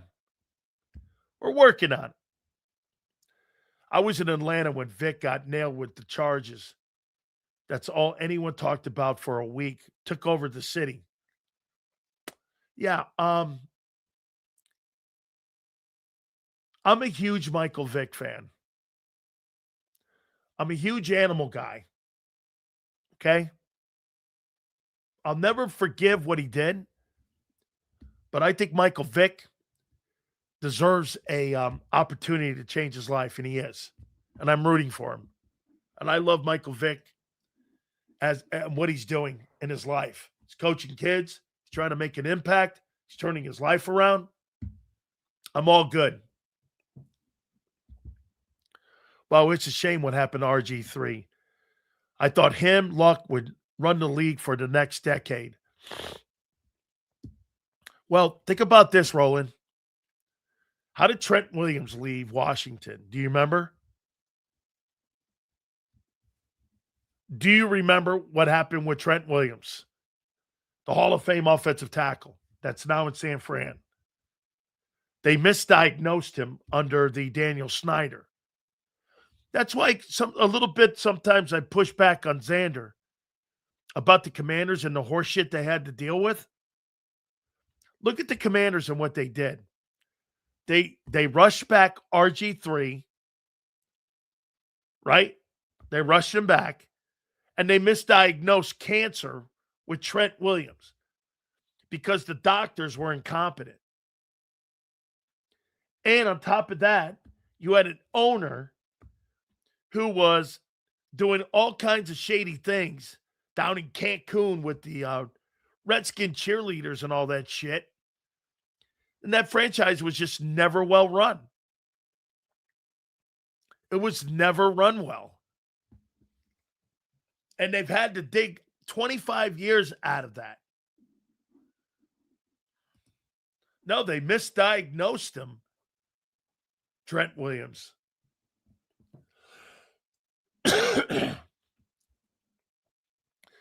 Sills, I like your comparison to Aikman to Hurts. Now, I think Aikman's a better quarterback, but that doesn't change that. What they were asked to do, both on run-heavy teams. Look, I never thought Troy Aikman was a dominant player. I thought Troy Aikman was on a dominant team. Now, would Troy Aikman have been a different quarterback somewhere else, throwing for big numbers? Maybe. Maybe. And Troy's got more skill than Hurts as a passer. But Troy had to compromise numbers too. He didn't really throw for a ton of yards. I don't know if he ever threw for $4,000.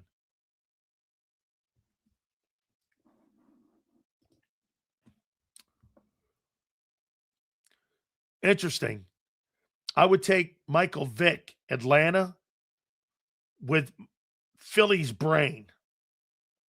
I think he was a better player when you guys had him, but he wasn't as athletic when you guys had him in Philly. Michael Vick in Atlanta was just sick. He was just sick. But Andy taught him how to play the position when he got to Philadelphia.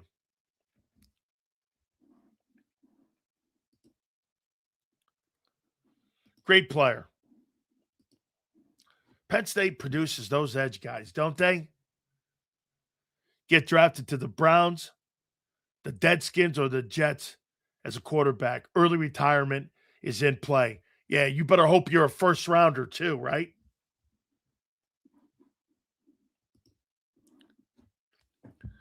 NFL and the league definitely burned the Snyder records. Worse than Brady's cell phone magically breaking, or the tape in the for the Spygate. There was a tape that was supposed to be sent to the commissioner. The commissioner and somehow the National Football League never found that tape ever again. That had all that stuff going on with Brady. Yeah, I mean, no doubt.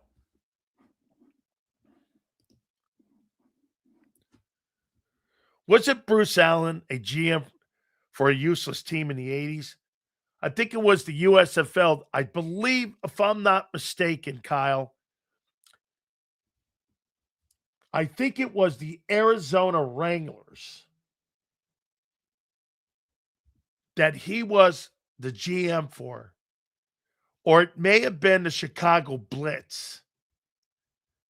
But I know I think it was the Wranglers for the USFL. And he was the guy as a matter of fact, he was the guy that actually got Jim Kelly not to sign initially with the Bills, and he went with the Houston Gamblers. And the Gamblers gave him more money.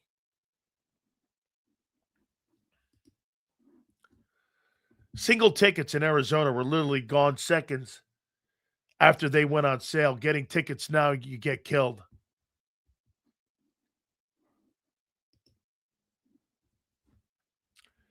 I wonder if Snyder is the worst owner in league history. I think it's Woody Johnson. I think it's Woody Johnson. I think the owner of the Jets. I think he's a complete shit show.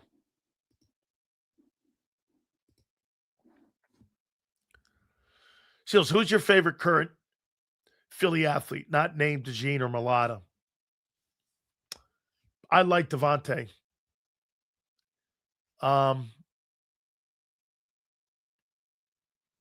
Good question.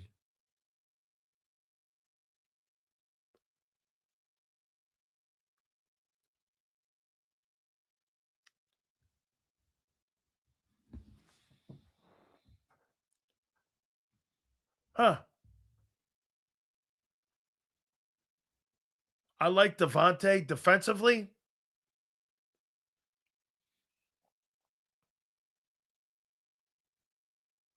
I'm going to still go with Jalen Carter.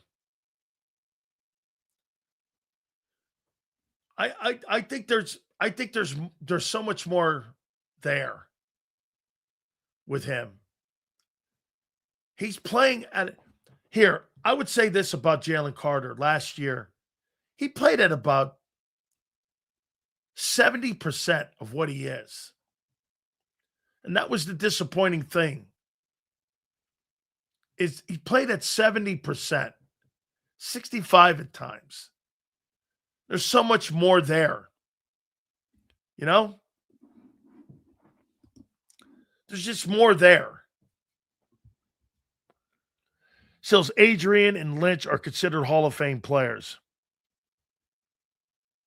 Shady has rushing production up there with those guys. Is he a Hall of Famer in your eyes? As a matter of fact, I got to start putting that list together of 100 dudes that are eligible. Let's take a look at Shady. You know that panel I'm on? I think I got about 60. And I give it to 15 of the 50 Hall of Fame voters, my 100. I'm on a panel of like 50 people. So 50 people, I think they got 50 people on the panel and 50 voters. We're supposed to be the next guys. I doubt I ever vote, but let me see Shady.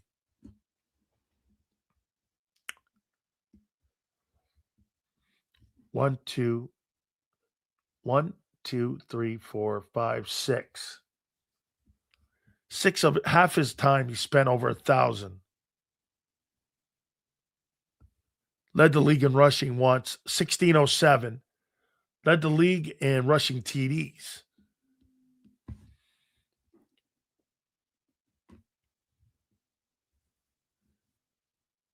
$78 catches for 592.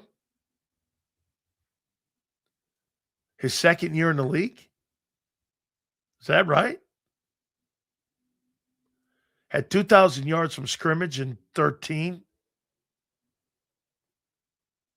15,000 total scrimmage yards. That's more than Herschel Walker, I think. 100 yards a game he averaged. Anytime you're at that number, that's Jim Brown stuff.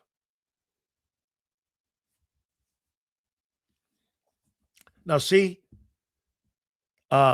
Shady has a better resume. Played 12 years. There's no way in the planet Barkley's going to get over 11,000 rushing yards and have 15,000 total. No way. 8, 9, 10, 11, 12 in 4 years. Well, maybe Barkley could get to another $3,000 to get to 11. I'm impressed with the catches. 518 catches. Nearly 4,000 receiving yards. I didn't know he caught the ball like that. 78 catches one year. 78, 50, 52, 50, 59. I didn't realize that. 6,800 yards in Philly. It's pretty good shit, dude. That's good. Those are good numbers. Yeah, but Marshall owned the Redskins when they won Super Bowls. He won 3 of them. The ultimate racist on the planet, for sure. I mean, he's a guy that didn't want Ernie Davis. Okay, remember that. When Ernie won the Heisman Trophy and he owned the Redskins, he's a guy that made the trade, and he didn't want to have anything to do with him because he was black. Thank you, Stevie. JD got almost as many catches as AJ, but they telling me AJ's a Hall of Famer. Yeah, AJ Brown's not a Hall of Famer guy. He's not. He's not a Hall of Fame player. The Eagles running back who doesn't get enough love is Ricky Waters. His numbers were insane while he was in Philly. Stevie, with that, I think it's time to do this. Let's make some money. Our great friends at Morgan & Morgan, the number one injury law firm in all of America for a reason, with over $30 billion recovered. There is no one like Morgan & Morgan, the number one injury law firm. As we said, we tell you about the story about the family in Pennsylvania. $650K, they ended up getting $26 million in settlement. Or the family that was initially offered $350,000, they got $12 million in settlement. Go to forthepeople.com/big sales or pound love 529. That's forthepeople.com/big sales or pound love 529. And do me a favor, you tell them Big Sales sent you. There's a reason Detective Johnson is the gossip king. Oh, did you hear? Jackie and Tom are getting a divorce? Sad. Well, I heard that Ashley Had work done on her face? Yeah, oof. Just like there's a reason Morgan & Morgan is America's largest injury law firm. Injured? With over $25 billion recovered for our clients, there's a reason to go big. Bathroom? Okay. Morgan & Morgan, America's largest injury law firm. Oh, okay. Ignite your nights with free live entertainment daily, only at Live Casino and Hotel Philadelphia's Center Bar. 7 days a week, enjoy some of the region's top party bands, performers, and DJs as they take the stage in the heart of the casino action. Great cocktails, live music, and lively moments. It's all happening at Center Bar at Live Casino and Hotel Philadelphia. Visit livecasinophilly.com for more details and the complete list of upcoming events. Must be 21 or older. Gambling problem? Call 1-800-GAMBLER. This is Eric. When he got injured in a car accident, he called Morgan & Morgan. He not only gets a lawyer, he gets trial lawyers like Sam and Jessica who are in it to win it. He gets his own investigators with briefcases, leather ones. And if you ever have questions, our customer service folks keep things rolling. Injured? We're your army. Morgan & Morgan, America's largest injury law firm. Welcome to the Jet Setters and the High Rollers, to the Shot Takers and the Tastemakers. Welcome to the Viewfinders, the Thrill Seekers, and the Night Owls. Welcome to everything you could possibly want on one 5-mile island. Welcome to the Wildwoods. Book your stay today. In our hometown, we all look out for each other. We go the extra mile to lend a helping hand. We step up to keep our communities going strong. And at Independence Blue Cross, we're here to keep you going strong. We've been deeply rooted in our communities for more than 85 years. And that connection to members has earned us our spot as the #1 health insurer in the region. So while you look out for your neighbors, know IBX is always looking out for you.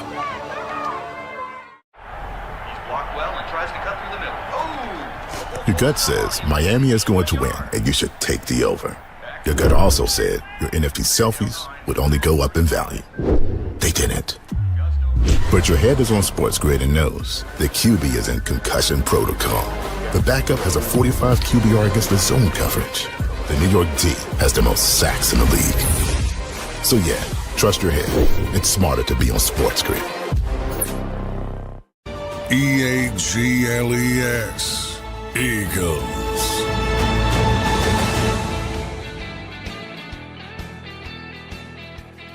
So, Sports Grid just put this out. I called LeBron the fraud. And I took that from, yes, Howard. So he didn't get a game ball the other day. There was a story that was printed about in March where he didn't get a game ball because he passed Kareem as the all-time winningest guy. And I was like, well, can you imagine? You're that petty? You imagine that you're that petty that you didn't get a game ball. Okay? I mean, you're kidding, right? You're kidding. And so, like, I'm like, a game ball. And so I'm like, can you imagine, like, Brady not getting a game ball? And if he didn't beat the Jets. So I put this up there, and yeah. How about this one here? This is Peyton Manning on Jalen Hurts. And this is Peyton Manning, what he said. I'll take a Hall of Famer's opinion on Jalen Hurts over some anonymous source any day. Peyton on Hurts. He calls me a lot and asks me a lot of questions. And he calls me with very specific questions about certain plays. So he's a student of the game. Here's another example. He squats 600 pounds. He can run over guys. He can throw the mile. But his appreciation of the cerebral part of the game is what's impressive to me. And now he's taking his game to the next level. I think the sky's the limit for the guy. This is Peyton Manning on Jalen Hurts. For Verts Hurts. Taking it to a new level. Well, we're going to find out. By the way, I think 2026 will be one of the most entertaining seasons in covering Jalen Hurts because this is going to be like a new player.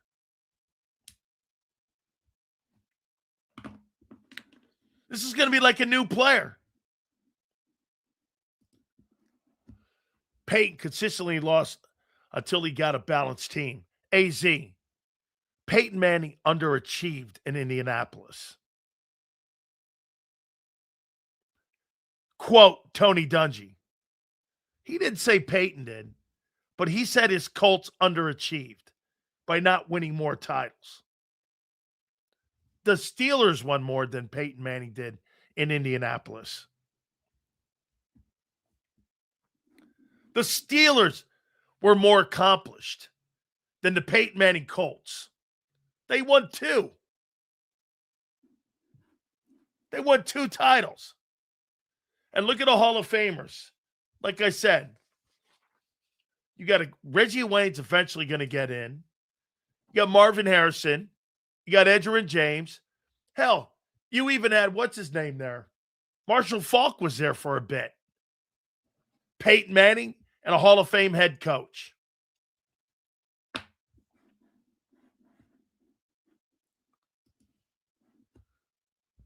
Jordan played 9 seasons, 82 games, and got beat up consistently. If I was LeBron, I'd just stay quiet.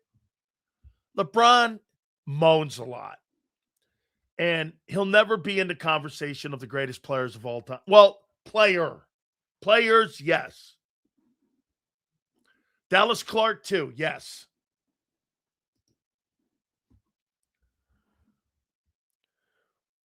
When you win, don't forget a brother was riding. They had Marshall Faulk. They had Edgerrin James. Like you said, Dallas Clark, Reggie, Marvin, Jeff Saturday. You had the same offensive coordinator for a decade, Tom Moore, who's one of the greatest of all time. And you had Tony Dungy. Yeah, Dallas Clark was like, Dallas Clark, everyone loves Jason Witten. Let me see Dallas Clark. I'm always looking for dudes to put on that list for the Hall of Fame.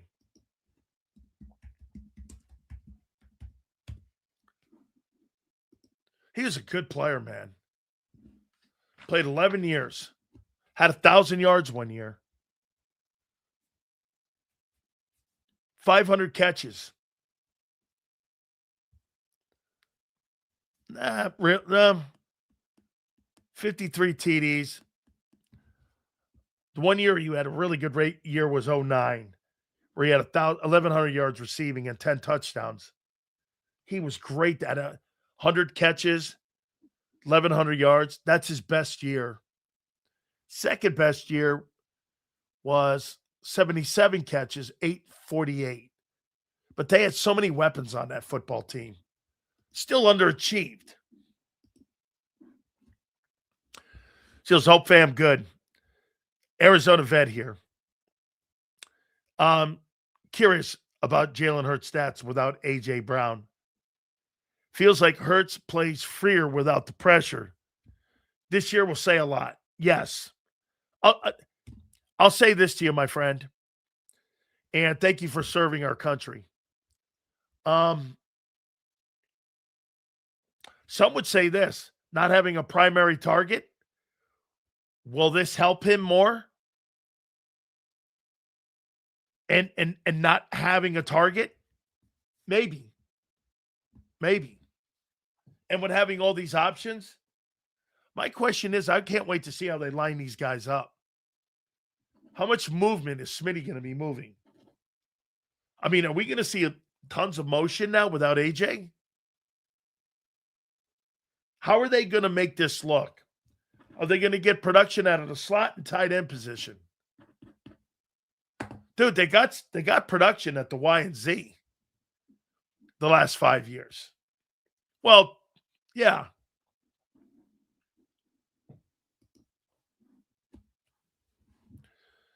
So the Eagles cap space, $25 million and 27.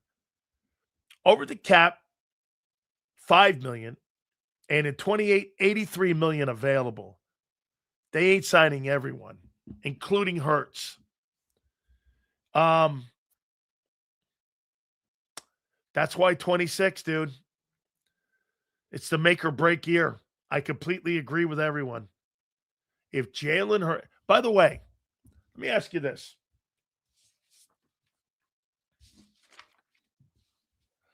If Jalen Hurts has a huge year in 26 and Jalen Carter has a huge year, you're spending $100 million in two guys?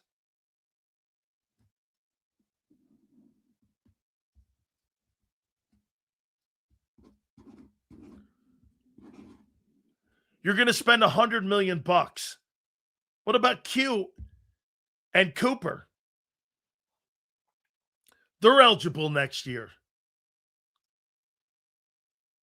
to have money.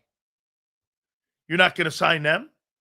Or are you just going to pick their fifth year up? Let's say Hurts has a huge year. You're paying him $60 annually? And you're going to turn around if Carter has a huge year, like some of you think. That's $100 million bucks. And two guys. Hey, guys, the cap is going up, but not like that. And you got Cooper and Q. What do you do with those two dudes?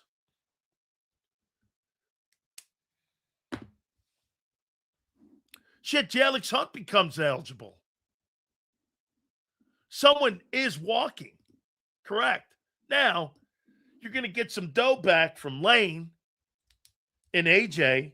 You still got dead cap money hitting the books because of AJ, though.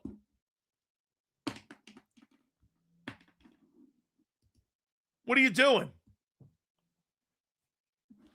You might be moving off of Bond, too. If those two dudes have a great year, Hurts is going to be the priority and not Carter.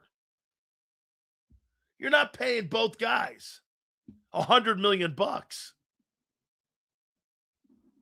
With Q and Cooper still there to be paid, you're not going to give them Or are you just going to pick up their 5th years? And by the way, those 5th years ain't cheap. For them guys, too. That's not going to be cheap. All Hurts is doing this year is increasing his trade value so I could get a cheaper Arch Manning.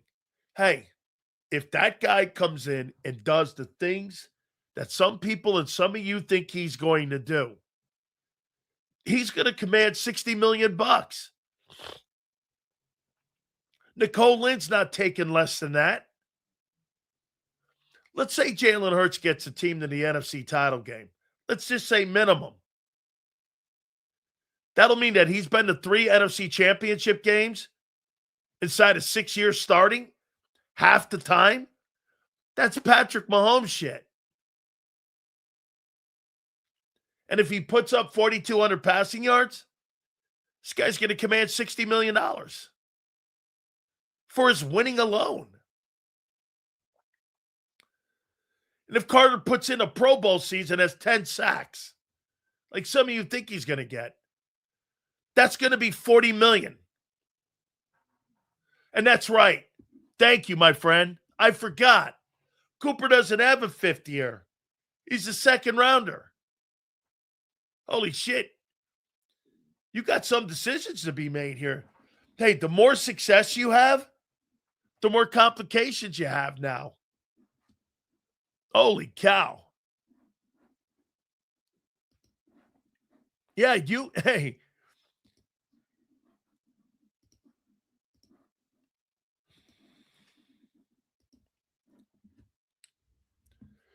We have a cheaper Hurts already here. Who? KC would never keep Coop and Q same time. No way. One of them would go. Absolutely. Honey Badger, Sneed, got it. Okay. So Carter gets 35. That's $95 million. Okay. That's $95 million for 2 dudes.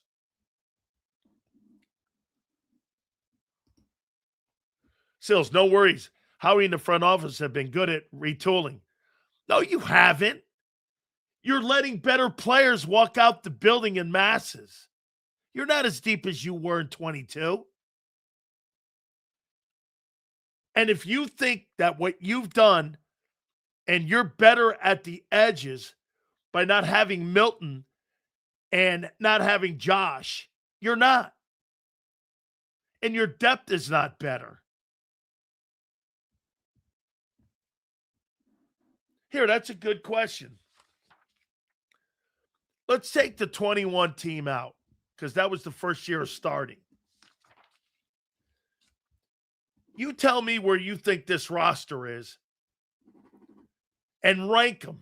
2022, 2023, 2024, and 2025. Me, I'll put it this, in 2026, this roster. Obviously, 24 is 1. 2 is 2022. My question is, where did you get better from a year ago? Corner? Okay, wait. It's a great little exercise. You got better at corner and worse at wideout. And you're older at one tackle position. Offense. You're older in the guard and center. Okay? You're not a better offensive unit without A.J. Brown. I don't care what you think. I know 26 is better than 25. Based on what? Losing A.J.?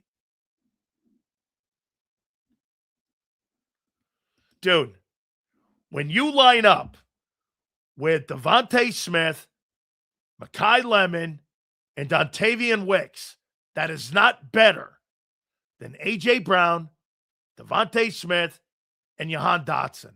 It's not. End of story.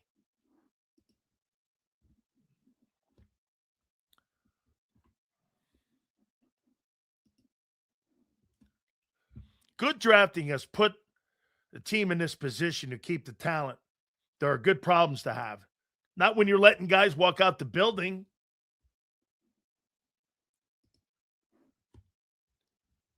Better at corner, worse at safety. A better O-line? How? How is your O-line better? Last year, the guys you drafted saw no significant time. You're assuming Bell's going to play? I don't think you're better in the O-line than you were a year ago. Worse receivers, better tight end? Based on what? You're assuming that Stowers is going to be a great player. Okay, that's fair, but he hasn't played it down yet. That's kind of a stretch, don't you think? You're better at corner, Woolen and Q. Yes. You're worse at safety. Yes. And I think you're just the same at O-line.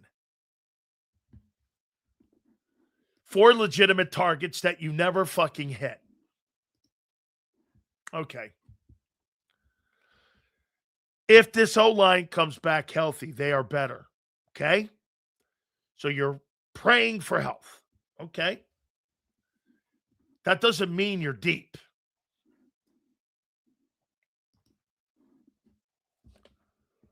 $2028, the Eagles have like 13 dudes signed and over the cap. All those void years kicking in. Howie will restructure those. Okay? Yes. But if you remember right, what was the significant thing in between those two teams?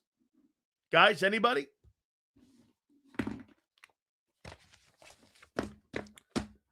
You had a 4-win football team in there in between those two teams. Correct?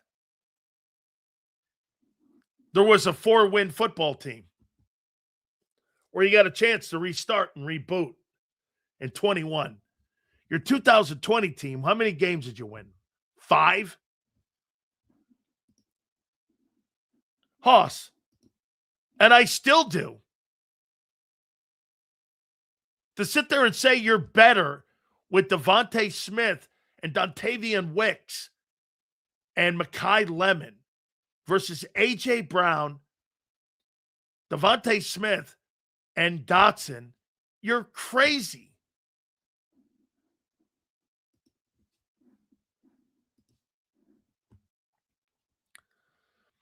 Howie will manage to keep a few more players than most organizations could. You have to admit that. Like who? Who's he kept? He's let more good players go the last 2 years. Here, let's see who he's let go. Josh Sweat. Milton Williams. Nakobe Dean. Who else? Isaiah Rodgers. Beckham. Who else? Jalen Phillips.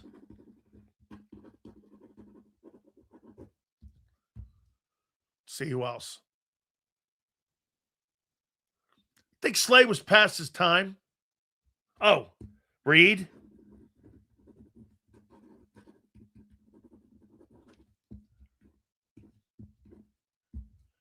And CJ. Sweat, Williams, Dean, Isaiah, Becton, Jalen Phillips, Reed Blankenship, and Gardner Johnson. All starters and significant players on your football team.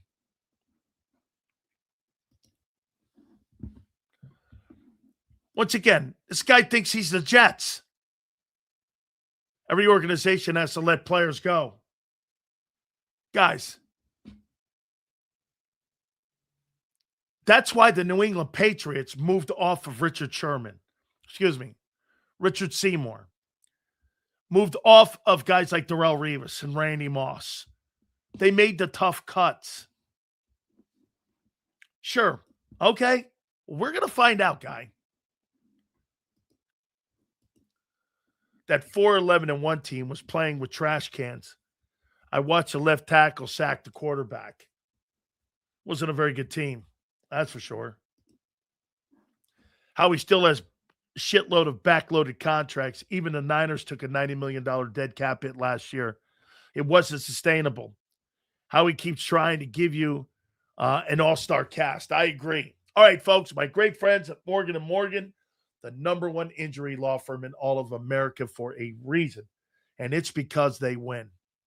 Tell you about the family in Pennsylvania. Initially offered $650K. They get nearly $30 million in settlement. Or the family in Florida that was offered $350,000. They got nearly $12 million in settlement. No company represents you and Americans better than Morgan & Morgan. Go to forthepeople.com/big sales or pound love 529. That's forthepeople.com/big sales or pound love 529. And do me a favor. You tell them Big Sales sent you. There's a reason the Karate Master was the number one salesman in the lumber department.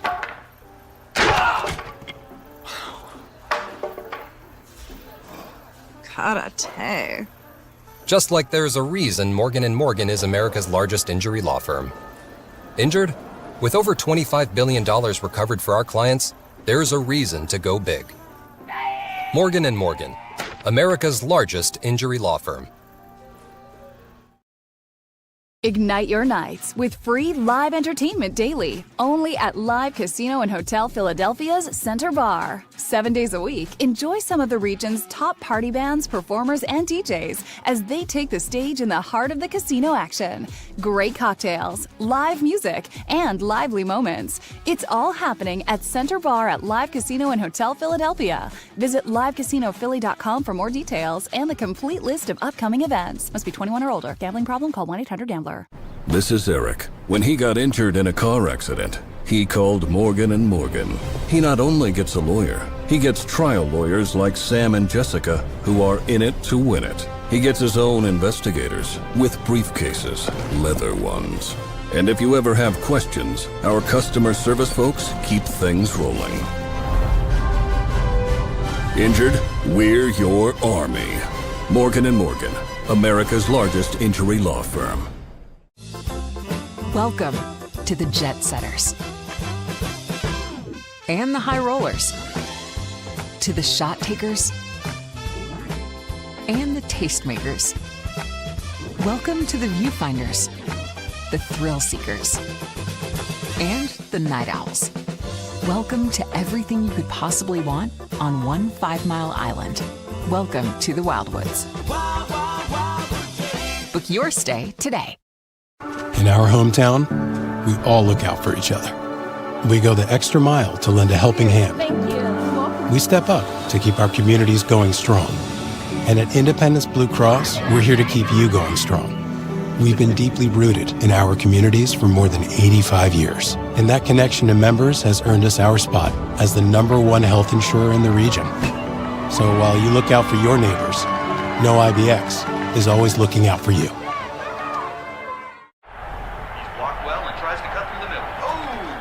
Your gut says Miami is going to win, and you should take the over. Your gut also said your NFT selfies would only go up in value. They didn't. But your head is on Sports Grid and knows the QB is in concussion protocol. The backup has a 45 QBR against the zone coverage. The New York D has the most sacks in the league. So yeah, trust your head. It's smarter to be on Sports Grid. EAGLES. Eagles.